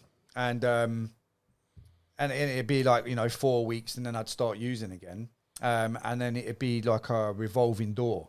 So I'd probably be back in jail again within 6 months. Minor offences. Because when you're addicted to drugs, you start doing like shop thefts and just robbing shops. Nothing matters. I suppose you got to get your fix. Yeah, definitely. Anything that's going to raise you a score, 30, 40 quid, you know what I mean? Like, you just go and do it. If it's blocks of cheese, steaks, or whatever it is, you'll go and steal it. You're tea leaf. Anything that moves, you'll steal it. Yeah. So that's how it kind of become that. And it just got to that point that we started doing little raids on newsagents. And back in them days, you used to have the cigarettes still, and the shutters weren't down or anything like that, and the alcohol and stuff like that. And you could sell all that stuff. You get all their cigarettes out of it and all their alcohol. You sell it the same day, yeah, you get rid of that instantly. So we started doing stuff like that, and we got chased by the police, and we got greedy again. We went and did the same shop twice, and at this point where we pulled up on the side of the road, this police car had gone by. None of us had licenses, do you know what I mean? And we pulled up, the police car had looked, and I said to my pal, I was like, the feds are there. And he was like, what? And without saying anything else, he put his foot down in the car. And he put his foot down and he was gone. And I was like, what are you doing? He's like, we got to go. And I had a warrant out for my arrest anyway for a previous. And we kind of got away from them in the end. Like we did get away, but he ended up crashing the car. He went round the corner far too quick and it just went straight into the back of another car. So as we've both jumped out and gone the opposite way. By that time, the police cars come and managed to catch up with us, and I've ran down the hill. Police nowhere to be seen at this point, but I saw a police car at the bottom of the road, and I thought that police car was for me. And there was a bloke walking up with a dog. So I've then stopped, put my arms out, like, oh, okay. And it was just a member of the public with a dog, and the police car was someone because the police was in someone's house. So I could have got away. Do you know what I mean? In a way, I'm kind of glad that I got caught because I wouldn't have been here today. Do you know what I mean? Because things happen for a reason. But I've stopped, and then the cop will come running up behind me and obviously got me. And I ended up getting remanded into jail, and I was on remand for quite a long time at that point. I was on like third strike stuff and all that strikey stuff coming back in them days. But when that point it came, I had my drugs worker and I had my solicitor and people that was outside trying to back me up with different bits, and they managed to find me a rehab, and that was moved me down south, and they put me down south into Bexhill-on-Sea down south. Went into rehab for a placement for about 9 months. Struggled with that for a long time. It was really difficult. I had a lot of anger that I didn't even know I had, to be honest. Yeah. Until I started having therapy in there, and I had to have I won't say it because obviously your page, but I had chaperone counselling for what had happened to me when I was a kid. Yeah. So the big R. Yeah. And I had that, and that was the first time that I kind of gone in depth about stuff that had happened to me, really. So when I was around different people, I had an issue with men at that point. It made me very, very nervous around men. Trust issues again. Yeah, big time, yeah. Yeah. And they have a thing of they used to hug each other. It freaked me out. I'm like, mate, don't touch me. And they'd be like, oh, morning. Like, I couldn't do that. I don't want no man touching me at all. So it brought up some major issues for me, that I didn't know was there because it had been blocked out by the drugs. So the minute that I weren't on them, all these issues started to come back. How old are you now? 24. 24. Yeah, 24. And I had a bit of a jail head on me, but also I wanted to sort myself out, or try. It didn't. It worked for a bit. I got out of rehab. I lasted for about 1.5 years. Ended up lapsing because of an ex-resident that I was sharing a B&B with at the time. Walked in on him using. I crumbled straight away. Fucking hell. Yeah, I can't believe it. And I crumbled straight away. After 1.5 years. 1.5 years, yeah. Did well. I'd work. Madness. Looking fresh. Yeah. Was at the gym. Tanned up. Do you know what I mean? I was working in a Yates's bar at the time as well. Doing a bit of glass collecting and working behind the bar. I was doing all right for myself. Until I walked in the room that day and he was doing it. Crumbled straight away. Madness. Yeah. Madness. The smell got me. And I was just like, fuck. So then the cycle started slowly. And then I had a 9-month outburst. I think I relapsed for about 9 months. And then got back off of it. Tried to sort myself out by getting a job. But at this point, the police in my town knew about my history. Because I have got a colourful background. My criminal record proves it. Gang affiliations and just loads of different things. And they obviously, when they nicked me, I got nicked. I had a scrap. And I got done for a battery ×2. Now, in my defence, I was just sticking up for myself. I weren't even out on a night out. I was just minding my own business. I went to a kebab shop with a couple of pals of mine, my old mate Leif. He would tell you the story, exactly what was happening because he was there. And they barged me from both sides of my shoulder. They was walking past me. One of them barged this side and this side. And I fell on my arse with my kebab in my hand. And, my mentality is like that. See red, bosh. Don't happen, mate. And I'd stood up and I was like, what the fuck? I tried it with words, passing on words at first. And they come to me. They was like, what the fuck are you going to do about it? Fists clenched. But the minute that they got to a certain distance of me, I lashed straight out. Bang! Whacked him. He dropped. And then the other one come towards me. So I gave him an ear punch. And they hurt, like the ear punches with bare fists. Bang! His ears ringing. And my pal Leif and this other kiddie, he was doing nursing at the time as And he was like, oh my God, I can't fucking believe what you've just done. And I was like, mate, just shut up. Let's just get back to the house. So I ran back to Leif's flat, and within 15 minutes, on the door, and it was police. So they followed us through cameras. Yeah. Where Yeah. we'd gone, and they knew who my pal were, and they like literally pushed me down on the floor, handcuffed me in my pal's bathroom on the floor, and yeah, they nicked me. But in my defence in the interview was like, they started it, they was coming towards me, I protected myself, and they saw it from camera evidence that was the case. So the only thing that they could do was give me a caution for ×2 battery. Yeah. And that was a touch. That was lucky, but that weren't lucky because then they started to know who I were, because I hadn't been known to them. Was you tattooed by now? Nah. How old was you when you got your tats? So these are fresh. I've only had these for about a year. Well, okay. Yeah. So at that point, I didn't really have tattoos apart from my old bulldog and all that from back in the day. And, you know, I didn't have no neck tattoos. I had no sleeves or nothing like that. So I was just little old Carl. But they obviously saw all my history at that point, and they thought, fuck me, why didn't we know he was there sooner? See you soon. One of them, yeah. Yeah. They was up my arse then all the time. And I passed my driving test. First time ever. I've been banned since I was 17 years old, and I managed to pass my test. I got pulled all the time, telling me I had no insurance when I did. And yeah, and they was just literally on my case. Got myself a job. My granddad was dying of Alzheimer's. So I was going back and down to Nottingham with my mum. My auntie was married to a Turkish fella. So she was going over to Turkey and that to buy apartments and stuff like that over there. And I'd go and help my mum look after my granddad. And when he passed away, I thought, you know what, I could do this care stuff. But because of my criminal record, I don't know if I'll ever get a job in the industry. Do you know what I mean? Because it's all like DBS checks and stuff. Yeah. Because I hadn't been in trouble, I thought I'd give it a shot. I kept seeing this job advertised all the time. So I thought, yeah, I'll apply for it. So I did.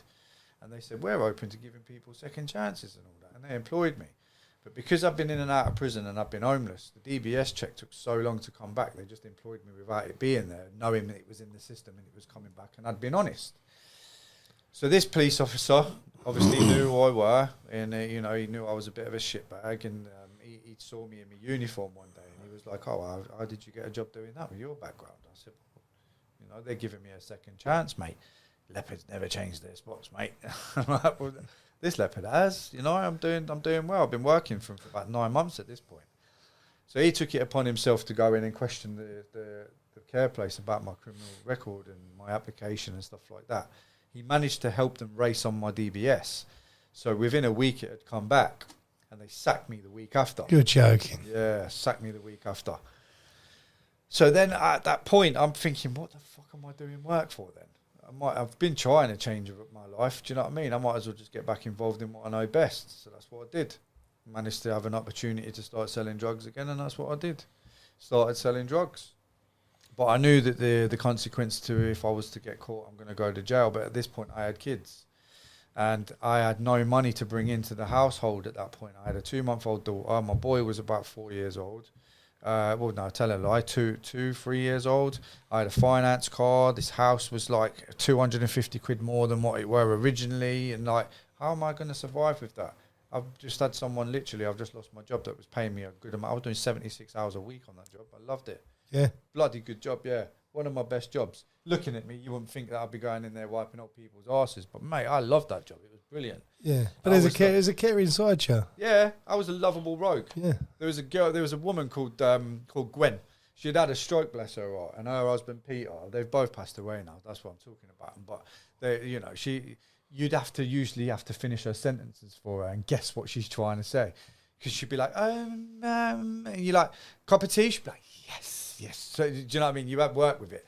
But I'd walk in the mornings, because I used to have to put this Accus cream on her feet. And I'd come in at 7:30 in the morning, and I'd be like, morning, Gwen. And I'd be rubbing my feet. She'd be like, oh. She'd be laughing her head off. And I'd be like, oh, you love that, didn't you? Like on the feet. Just playing, just a lovable rogue. Do you know what I mean? And I'd have Peter in the old shower. I'd bang his shower cap on, and I'd be squirting him in the face. And I'd just having a right giggle with him. And they loved it. And most of the old people that I worked with did like it. You know, I had even one of the hardest knockers that I had, his name was Stephen Childs. He was the father of a magistrate. Bearing in mind, that's my old life, mate. Do you know what I mean? Magistrates, do you know what I mean? But he was an old school geezer, 100 years old. He was an hard nut to crack, but I cracked him. In the end, I had it to the point that he was waiting for me in the mornings to come in. He'd be like, "Morning, Cole. How are you doing?" I said, "You all right? You got your toast and all that?" "Oh, yeah, I'm ready. All I need is me back." I said, "Sweet, let's go and have it done." So I'd be doing all that. And unfortunately, he passed away, bless his heart. I found him in bed. And that was a freaky scenario. I'd been sat in a house with a dead person for 6 hours. Do you know what I mean? Like, but it was part of the job.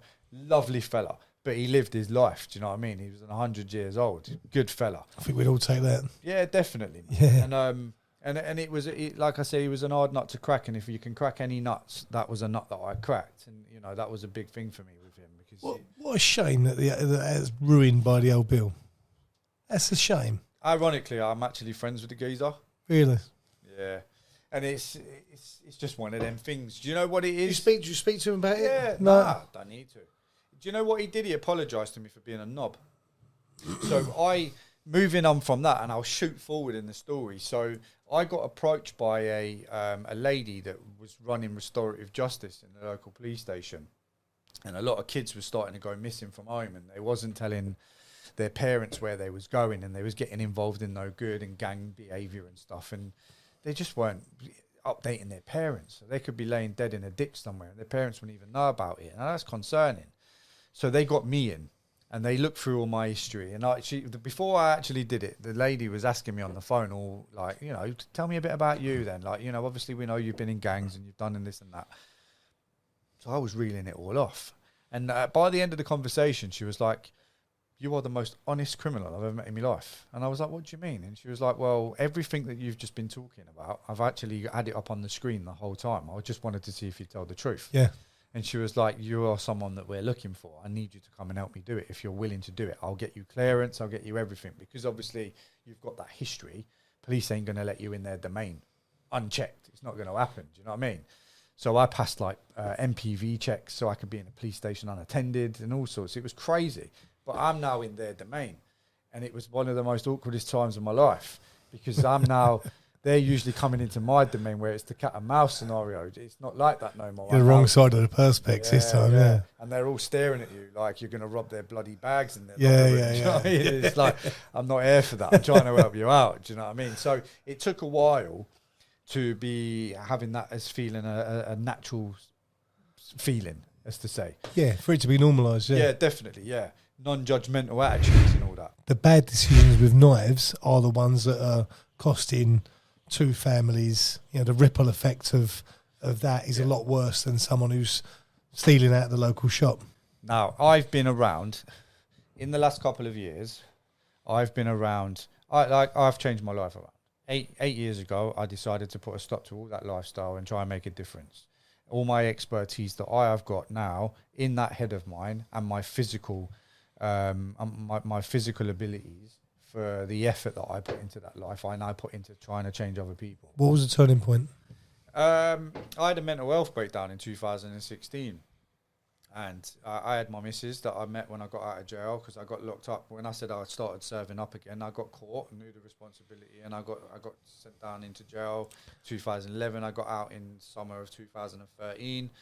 And when I got out, I met my partner that I'm with now. Yes, we've had our issues in our relationship. We have. Down to me, my decisions and stupid things that I've done to cause these problems, because she's perfect. Like, it's just, nice. Like I said to you, anything I touch, it turns to dust. I ruin everything. And I find it a struggle to be able to hold things down. And I'm not somebody well, I wasn't somebody that was in touch with my emotions. I was like that, quite cold. I'm used to things going wrong. Stripped, yeah. Yeah, things are like, everything in my life's usually negative anyway. Oh, well, fuck it, I'll just, you know what I mean? It's happened again. Yeah. And I was so used to it. But this time around, she wasn't allowing that to happen. She was pulling me in. And she was trying to rein me in all the time with these decisions that I was making, and, you know, planning on bloody buying shooters and whatever else. And she was like, "You can't do that, right?" Just reining me in. I was going back into like old behaviour. The power of a good woman. Yeah, man. But again, I was selling, and I had like loads of sniff in my house, and I'd have ounces at a time, and it was so easy to just go to the cupboard and rack up a line on the side whilst the EastEnders is on. Not even with a Budweiser, just rocking up a line for nothing. And then it had begun like I'd do that on a Friday, and my missus would wake up on a Sunday, and I'm sat there on the sofa with scabs on my nose, been up for 3 days. Morning, babe. Like, are you still up? Like, yeah, I ain't even slept yet. Do you know what I mean? What day is it? Thinking there's sniffer dogs outside my house, twitching at the curtains, like literally off my rocker. And I had a liver disease. I was dying. My liver was failing, and I had a consultant. Was that due to coke or just drug infused? It was just really bad. Yeah, I was 7 stone in weight. I was being sick about 20 times a day. I was in a bad way. And luckily, this new treatment had come out. It was this chemo stuff, and I had to have an injection in my stomach every Tuesday. And I had to take these 3 big, massive pills every single day to hopefully get a cure for what was wrong with me. And there was at least an 8-week timeline on the medication to start to work. Luckily for me, when they was doing my counts and my blood counts, my disease was undetected within 6 weeks. So it worked. But before I got to that process, I had a mental health breakdown, and I tried to take my own life a couple of times. I was smashing diazepams like there was no tomorrow. And I had a massive outburst in my house, completely out of character for me. Never been like that with any woman, it's just not me. what happened? So when you're addicted to something so bad, and you want it something so bad, and someone's trying to get in the way of it, you do whatever you got to do to try and get it. And my missus didn't want me taking these things. I was having psychosis moments where I was screaming and shouting out the window at people that weren't there. Didn't know what I was doing. I was off my trolley. And this one day, I'd had this outburst in my house. I'd flipped my table in my house, and there was spag bowl went up all up the wall, and my missus had to do numerous phone calls to the police for her own safety. She felt unsafe. And she must have to be phoning the police. Yeah. You know what I mean? Yeah. I don't blame her for doing it. I was nuts. You know, it was the right thing to do. And when I had that outburst, you know, the police was called, I was removed. And at that point, we broke up for like 3 months. And at that point, I went on a downward spiral. and the words that she uses was leave it for me to get it out of my system. And I did. I had a massive use up for about 3 months, got it out of my system. One day I woke up and I decided that I can't do that anymore. And I said to her, if you take me back, I promise you from this day I'll stop using drugs. That's what I did. And we've been back together ever since. Bang on. Yeah, bang on. Yeah. So 8 years down the line, I'm clean.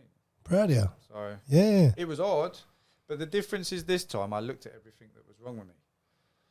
But it's taken that long It took me that long to be able to see it. But I was in the right frame of mind to do it. I was ready to do it, I think. And I did this course called Intuitive Thinking. And that course made me see a completely different concept of life that I'd never seen before.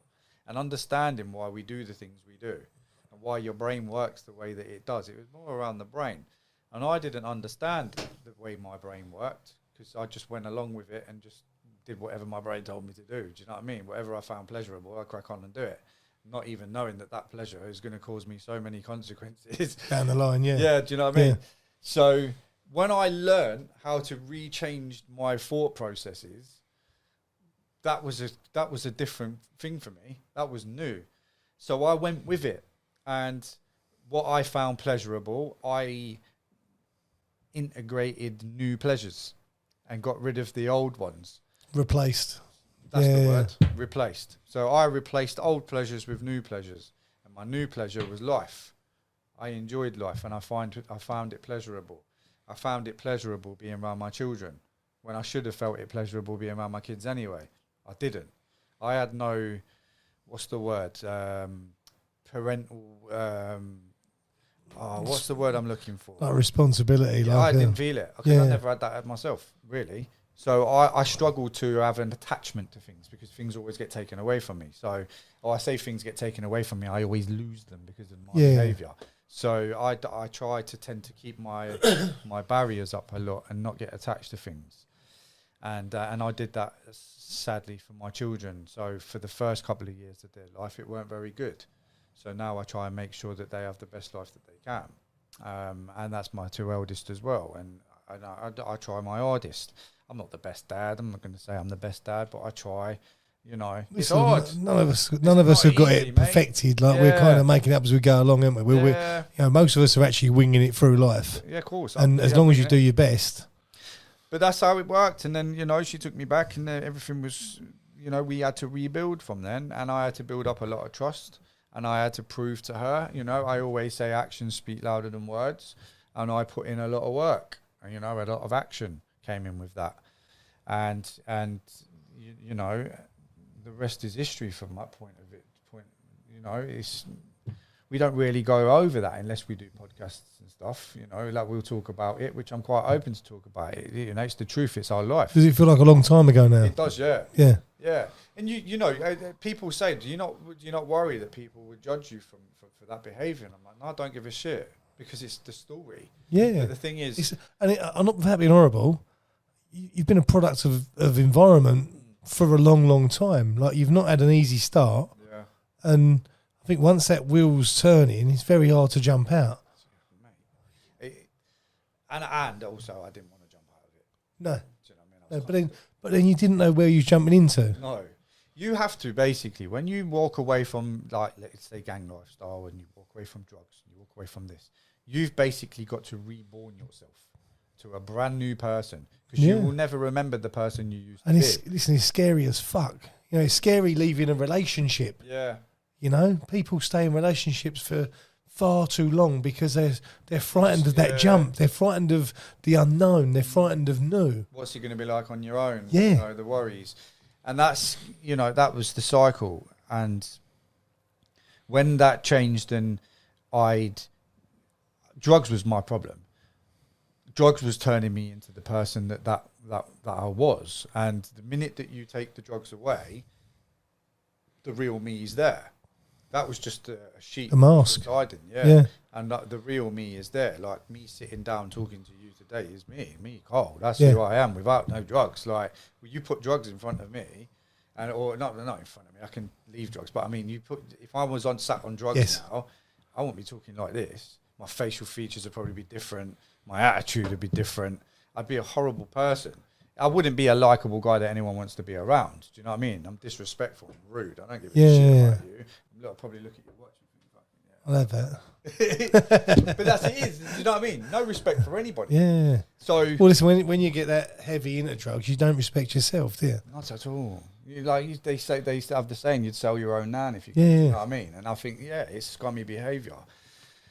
So all the effort went into sorting the life out and sorting out the relationships and being the best dad that I could for my kids. And, you know, and I'm grateful and thankful that we've been able to be in the position we are today. And not many people can be in that position. Not many people are as strong to be in that position. And, you know, the reason why we share the stories is because there will be people out there that are going through that right now. You're at the halfway stage. Yeah. There'll be people going through that right now. And if that story helps them to see that there is a light at the end of the tunnel, fuck me, we'll share it. Yeah. Because you deserve it. It's a hard world to get out of, especially addiction. And you're showing that they can jump out of that circle. Can. And it ain't that bad. Stick together. Yeah. That's what we did. Hence the reason why we call twos a duo, because two heads are better than one and we're better off together. So that's why we come up with that brand as Two's a Duo. Nice. And now we find people actually in search for us on TikTok. It's a catchable name. Yeah. And they say, why Two's a Duo? And it's like, because we always end up back together and we're better off together. We set up our youth project together and we're in the position we are now through doing that together. And we've made it what it is. We've made the relationship what it is, and we've made the home life what it is. And we've done that together. That's the living proof that two heads are better than one. I wouldn't have been able to do it all on my own. So therefore, Two's a Duo was born. And from then on, like, you know, we've done so many different things, and I wouldn't have been able to do it without the help and support of my partner. So it is what it is. Yeah. Do you know It's what I mean? powerful, yeah. Yeah, definitely. Yeah. So for the whole point of, like, from last year, so we've been grafting, like, everything that people will see on social media isn't something that's just been handed on a plate. Like, we've had to work really hard for what we've got. And it does work sometimes with it's not what you know, it's who you know. Of course, it's life. That's just how it works. But for 6 years, we've fought knife crime and worked a lot with young people. I've grafted my arse off to be in the position that I am. and then following on from all the contacts and the links that I've had from all them 6 years, I've brought it to the here and now for my own business. So yes, you'll see us on social media and we're doing silly videos, or you'll see us on a TV show, but that's only something that was filmed, let's say 12 months ago for 3 weeks in my house. There's still 12 months of hard graft that we do behind the scenes that's nothing to do with that, which is going out, grafting and engaging with kids every single day with our youth project that we set up from scratch with no experience at all with even how to do a safeguard policy. So everything was done by ourselves, and we sat there on a sofa, designed the website. What you see on the website and your mobile phone when you put in the website on there, we built that. We didn't ask no one to do it for us. We did it ourselves. And you decide to jump on schemes to help within the community when it comes to bleed control cabinets for kits that help for people that have been stabbed and they could have a catastrophic bleed. We jumped onto the scheme that other people have been doing in the UK. We was the first to do it in Sussex. Luckily for us, the news jumped onto it. So then when the news jumped onto it, that put us on the TV again. But then now every time something happens in Sussex, the news contact me. So I'm the port of call conversation. If a knife crime attack or anything happens that there's been violence, Cole Scott gets phoned. What are we saying, Can you Carl? do the radio? Yeah. Can you do BBC? Can you come on ITV? Can you do... So then now that reputation's been built up that he knows his shit.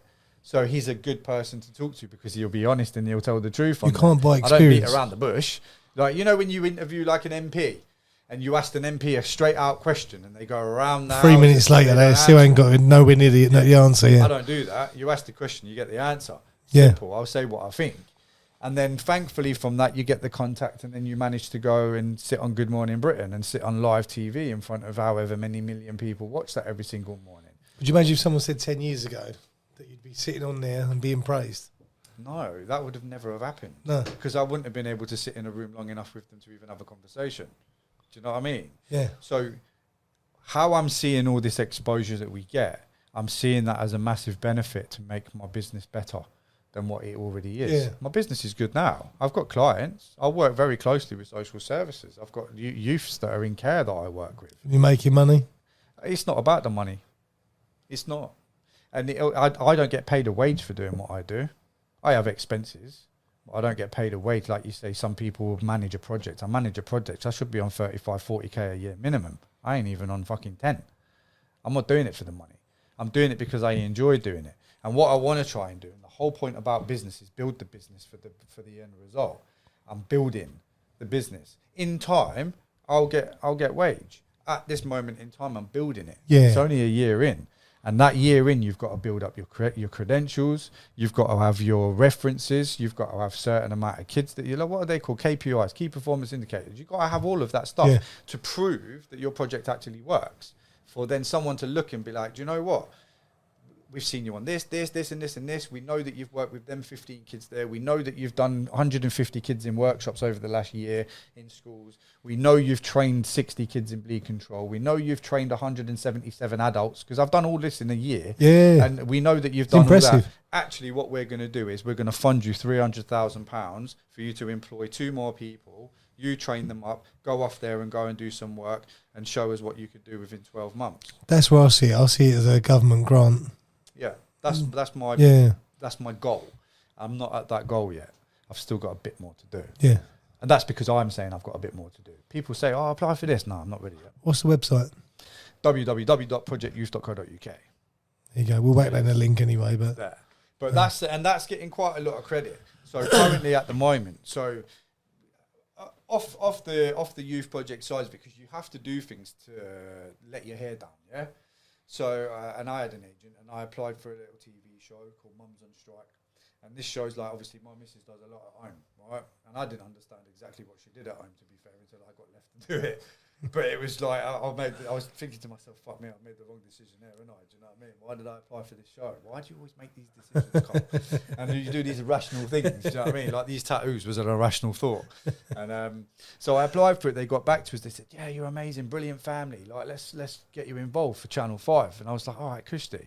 So I got involved, and unbeknown to me, my missus had to do a separate contract that after 3 days of them filming in the house, I go out for the day and they fuck her off to a hotel for 7 days. And then I come back in the house and I have to maintain the whole house with the kids to school run and my job, the cleaning and everything else for 7 days whilst my missus ain't there. Now, when I say this, it was fucking one of the hardest things I've ever had to do. And I thought, Jesus Christ, I didn't think it was that bad. Do you know what I mean? I'm cleaning the fish tanks. I don't like cleaning the fish tanks. The fish always comes near me and that. And then I'm opening fucking lunch boxes that have been lost in translation somewhere, and you open it and it's vile and you're like spewing up near enough in your mouth. And like, mate, it was an experience. But, you know, we do these kind of things as a little side hustle in a way, like just saying to let your hair down. I mean, obviously, it sounds like a load of fun, but did it also make you actually really appreciate her and like how hard it is for that side? It did, because when I heard Dad so many times in that week that I've never heard Dad said to me so many times. And I understand now how she feels when it's like, Mum, Mum, Mum, Mum. And I'm like, babe, she's shouting you. Do you know what I mean? Like, you know, instead of me going like, what's the matter, darling? What's up? Like, yeah, what's up? Babe, will you answer her? Do you know what I mean? So then when she's not there, I'm getting it. Dad, Dad, Dad. So when you're trying to clean the kitchen, Dad, oh no, I've just spilt the juice all over the table. I'm like, fucking hell. Like, do you know what I mean? So you're in that room, now you're in that room, and you haven't finished that job. So I knew what she was, I bet you slept well though. Yeah, I did. Yeah, I was knackered. Yeah. I don't think I showered for 2 days for the first 2 days. My hair was all over the place. And as it says on the show, if you watch the show, you'll say that like my main priorities used to be my barnet and my trainers. And that is the case. I get my hair cut every 5 days. Like I have Really? Yeah. I have it freshly done every 5 days. Because the thing is, the reason why, number one, I've got a bit of OCD anyway. And number two, I never know when a shoot's coming up. So I'll just keep myself maintained ready. because I always have something come in the diary. And if I haven't... So they could say to me today, oh, we need you tomorrow. For what? 8 o'clock. We've got this photo shoot to do, or we've got documentary to film. I'm like, fuck, I ain't had my hair cut. So I always make sure that I'm like well-groomed. You're ready to go, yeah. Ready to go, yeah. So we did that. Then I got contacted by a researcher to do Trapped in Trauma, which was a good one for me because the trauma is my own trauma. And sharing it publicly on the TV, I'd never done before. I know I've done podcasts, but actual national TV for Channel 4. And that was when I met Conan, and he was doing some therapy for his for the trauma that he'd gone through. He saw his dad shot dead and his stepdad shot dead and that. And I took part in his documentary with him. And then the shows then just started coming in, really. And then I got contacted from a researcher for 2020 Productions that was doing the new Rob Rinder series for Britain Behind Bars. So they asked me to take part in that as a contributor for an interview about Shrewsbury Jail, like loads of different jails, looking at the history from the late 1800s, early 1900s to the present day of how different the prisons have changed and what it's like for mental health and what it's actually like in jail, to actually show the experience of what jail's about and how back in the 30s they could still hang you and do mad things, and did they deserve it? Yeah. Compared to now of how easy it actually is, So I got an opportunity to take part in that, and I like doing stuff like that. It's something that's really good, and now I've got an opportunity to be filming my own documentary to be commissioned for TV, which I've been filming for 6 months. And when we talk about knife crime and we talk about impact, part of the impact is what I'm covering within the documentary that's not been done before. And a very, very good friend of mine, Martin, sadly lost his child last year, and he passed away July last year, a week ago. It was a year, a week Ouch. ago. And a week last Thursday. What had happened? So he went to a party in a nice area in Surrey, affluent area. All the houses are worth a lot of money. And he was due to go on a holiday on the Monday with his friends, but the friends that weren't going was going to this party, so he wanted to go and say bye to them. I think it was like a school celebration thing, like they've left school. So they've gone to this big marquee thing up in this girl's mum's back garden, massive acres of land, DJ and whatever else and that, and he'd gone to this party, and these two boys, or a couple of boys, ended up turning up at this party. They was being a little bit too rowdy with girls and just, wouldn't leave them alone, and they've been asked to leave this party a couple of times. Charlie was asked to, speak to one of these lads and get him to leave because he'd been asked to leave, and Charlie did that. and as a result ended up being stabbed 4 times. And the next time that Martin had any kind of correspondence was a knock on the door from the police saying your son's in critical condition. So they get shot down to Brighton Royal Infirmary, yeah. and they walk into a room to see their son with every tube and wire you can imagine hanging out of him. Didn't know the extent of the injuries. His aorta was severed. He was in a bad way. That it's not their world. So Martin was a very successful man. Work-wise, business car, like he had everything. Nice family, kid. Charlie never had a fight in his life. He had an apprenticeship with a company. He was a footballer. He used to love playing football. Never had a fight. And that was the kind of thing that happened to him. And, it was through someone's decision to decide to take a knife to a party, a kid's party that's supposed to be about fun, and end up using it on somebody. Why? I don't really get it. No. It don't make no sense to me. But the impact that's left is fucking huge. Yeah. And if you sit in a room with Martin for 10 minutes, you'll feel it. But Too young. I feel like I know Charlie. I've never met the kid. But because I'm around his family, I hear so much about him. Yeah, definitely. He was such a good kid. I actually wish I knew him because he seemed like a really good lad. All of his friends, oh my God, they've been so supportive. Yeah. They have not let the family down at all. In a whole year of Charlie being gone, they've been around that family and they've given them so much support. But what a waste of life. Waste of life. Because I'm not even going to go in it, but decided to take a knife and use it on someone that's innocent, that hasn't even got a weapon themselves. He was just trying to get you out because you was being a pest, being a knob. Do you know what I mean? Like, who gives you the right to do that? So now the impact that family have got is devastating. He's got PTSD. He has night terrors. He's not got a job. The daughter that was just going through, like, she was at school. The school didn't even know how to approach her. They just ignored her. She's now been left, feeling like, I've lost my brother. She's felt non-supported, supported. Then you've got his wife, Tara, broken. She's lost her baby boy, you know. But at the time that had happened, his brother was just about to announce that his missus is having a baby. So Charlie was going to be an uncle. Never got to find that out. So now, as something that should have been a celebration of life, for his brother having a baby, is turned into, it wasn't such a celebration because his brother was dying in a hospital bed, when something that was supposed to be really joyful for him and his missus about having a baby wasn't. Awful. Just awful. So that's how much that one action can impact somebody's and family. I take it they caught him straight away, the other fella. He got nicked, and he got put on remand. He went guilty, and then decided to change his plea. And the courts allowed him to change his plea, so they had to go for a grueling trial. They had to listen to all the stuff that went on that night, and they listening to witnesses and see video footage of the fight being captured in the background on somebody's phone at the time that it happened. And the parents had to sit through that. And he got sentenced to 16 years. So it was life. He had to serve 16 years. He'd already been in for nearly a year, so which means he's got to serve 15 years, 15 years, 2 weeks, I think. But what we're doing is, as part of my documentary, Martin and family are contributors to my documentary. I've got different elements to my documentary that's something that hasn't been seen on TV. We've captured bits to do with the trial, but we're also capturing diary conversations. I'm not going to go too much into it because it's when you see it. And the process of this documentary is, what I want as an outcome for this documentary is for us as the member of public to stop blaming authorities for how these kids are turning out. Because it's not just the authorities' responsibility, it's everybody's.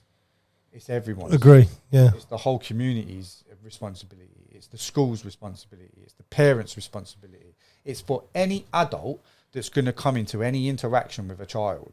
It's their responsibility. Starts at home. Like you 100%. Said earlier, starts at home. Yeah, because it's quite easy for us to pass the buck.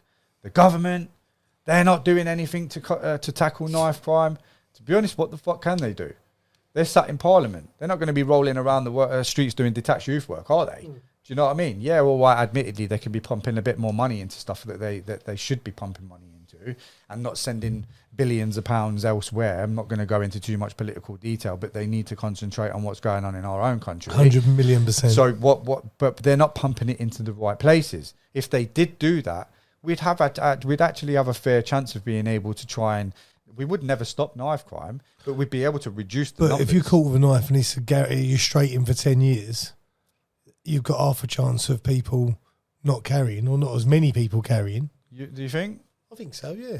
Yeah. I think that you need that deterrent where, like at the minute, we're seeing it. We see it now. Someone, I can't remember the instant, but someone's gone out and threatened people with a knife.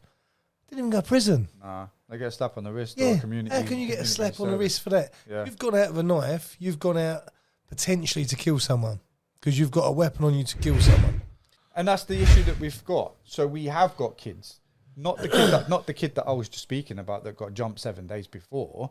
We've got kids that are regular offenders that are going out and they are taking these knives out. And most of them wouldn't give two shits whether they got 10 years for getting caught with a knife or not, because they're in their head, they're intentionally wanting to kill people anyway. So if they had that mindset, why would they go and shove a machete straight through someone's stomach that's going to come out the other side? And they know they're going to get life in prison, but they're still doing it.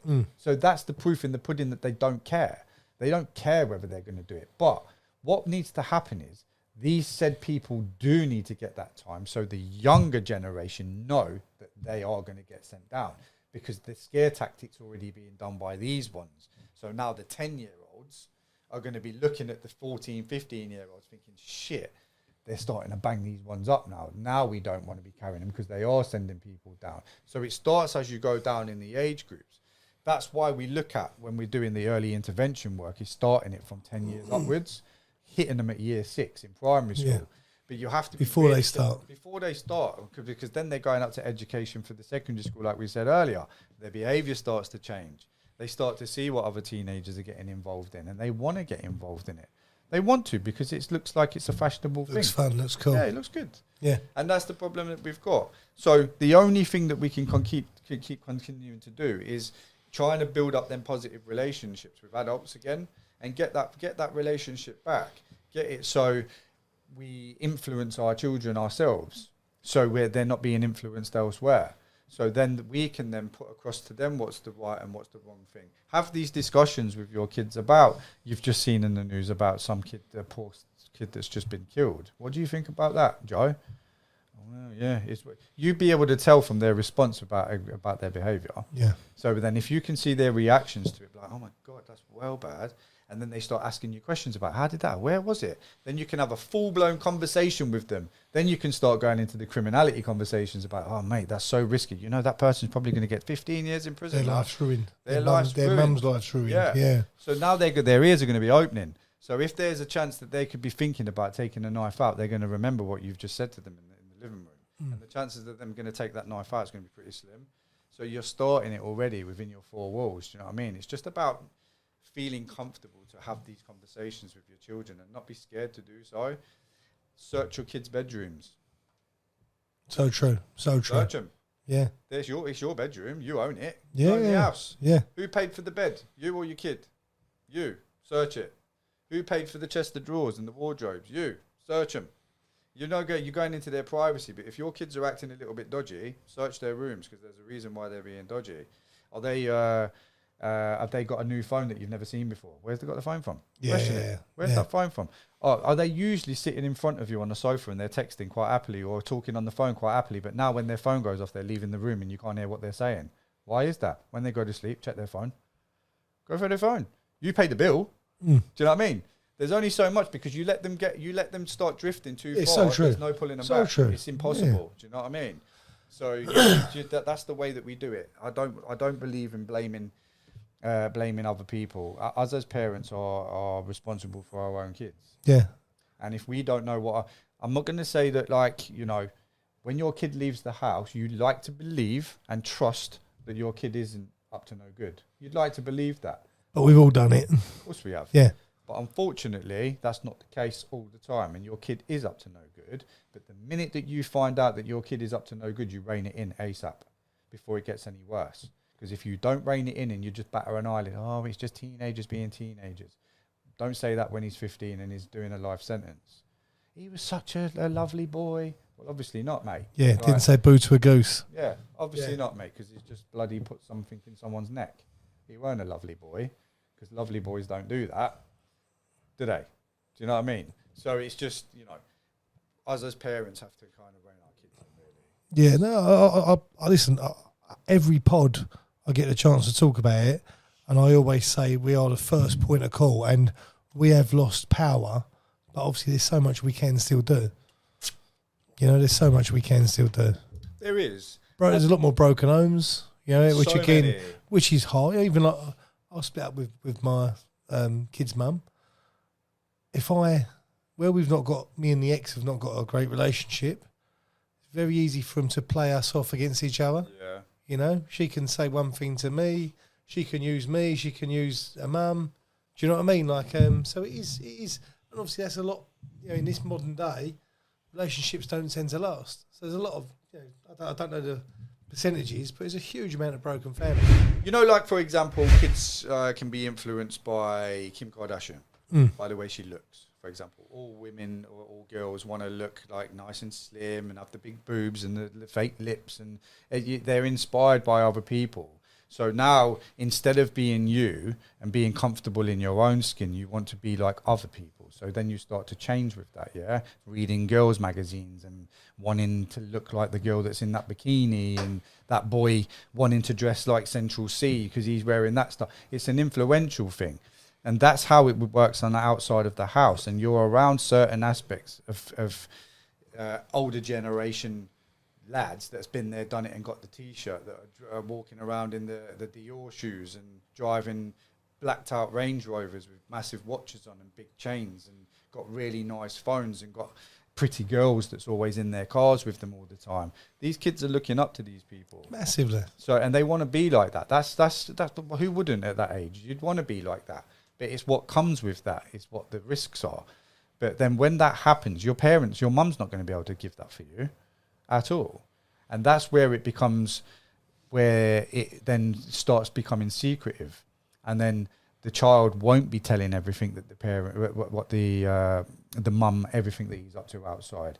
And then therefore the parent's now still leading to believe that he's just out there and he's having fun with his friends, because he's not getting arrested. Yeah. He's under the radar. He's still quite young. He's not getting in trouble with anything. But actually, he's slowly building things up, and he is. He's just not getting caught for it. Or he hasn't been attacked, and there's no knock at the door from the police or anything, and he's coming home on time. No, Mum, love you. Oh, what have you made for dinner? Oh, that was lovely, Mum. Really polite to Mum, you know.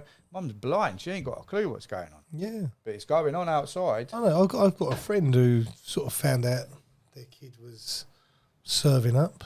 Like, you know, when the police raided the house. Like, crazy. You know, big money. Big money. And it's a shock. Kid, 18. The minute that they knock on your door. Yeah. No. Yeah. Not my Steve. Yes, your Steve. Yeah. He's currently in the police station at the moment. We caught him with 16 kilos.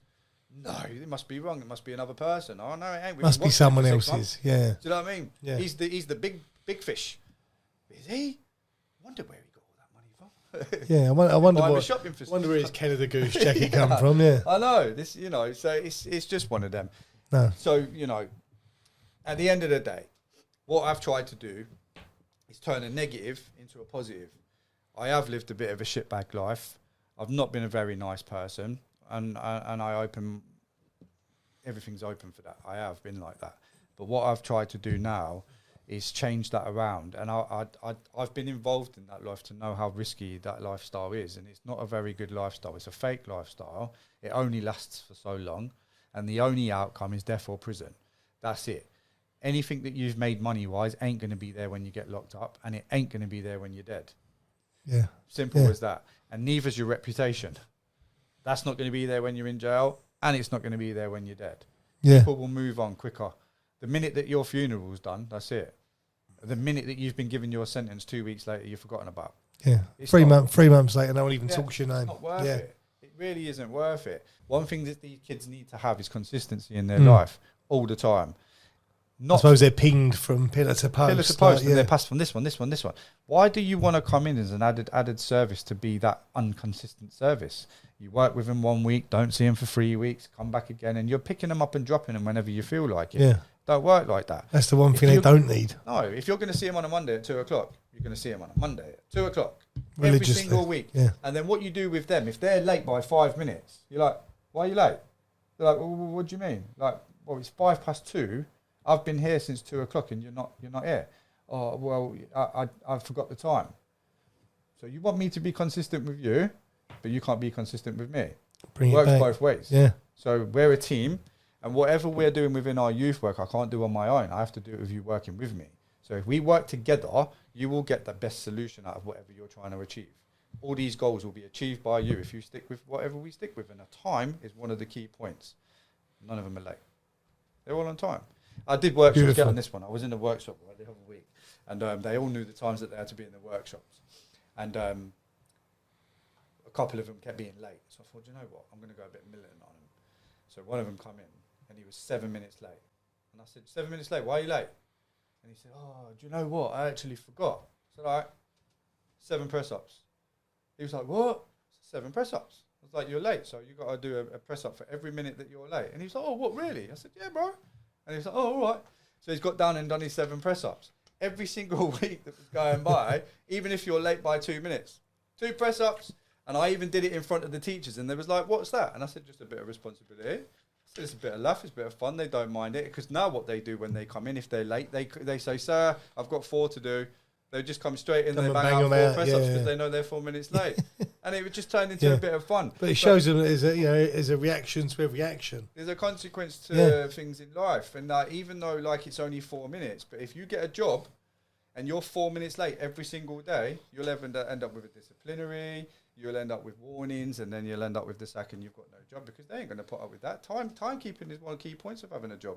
Massively, You know what I mean? Yeah, massive, So it starts them off and means to where they need to be, you know. I mean, it might be a little bit militant by banging them out with press-ups, but they're kids anyway. It's only a bit of fun. I was going to say, it's not harming them. No, I'm not making them do star jumps and running around the classroom. You know what I mean? Like, just bang down and get me 4 out. But like, even the teacher was like, that's brilliant. I can't believe you've got them doing press-ups. I'm like, but that's because you've built up that rapport. They trust me and I'm just having a bit of fun. They know I'm not doing it maliciously. Do you know what I mean? And like you say, instead of 4 minutes going to 6 minutes, he's gone to 2 minutes. 2 minutes, Yeah, they're improving. And then they're on time. Yeah. Like the final session that we was doing, not one of them was late. You know, we did bleed control training with them. They had a bit of fun. They learned how to pack wounds and stuff like that. You know, because we've added that into the educational workshop. So Nice. it's all gone and it's all quite beneficial. And everything that we've done has paid off. And you know, we thank everybody that supported our social media throughout the journey. And you know, we've stayed humble. We remember where we come from. There's Blinding. no egos around here, mate. Yeah, Do you know what blinding. I mean? Yeah. Listen, we're really proud of what you've done. Thank you. It's been a really educational pod. I've enjoyed this. I've enjoyed seeing where you've come from, but how you've turned your life around and how you're helping. And it means a lot to us, but it means a lot to me. Thank you. Yeah, it's good to see. The process of where I go from that bit to that bit to that bit to an end. But this time we've gone all over the place with it. So I bet people when they're watching they can't keep up. Like, where's that bit, this bit? But I think it's just how I tend to like doing podcasts is just brief one, just have chat. Exactly. Just put with like conversation. Some people have set questions that they like to ask.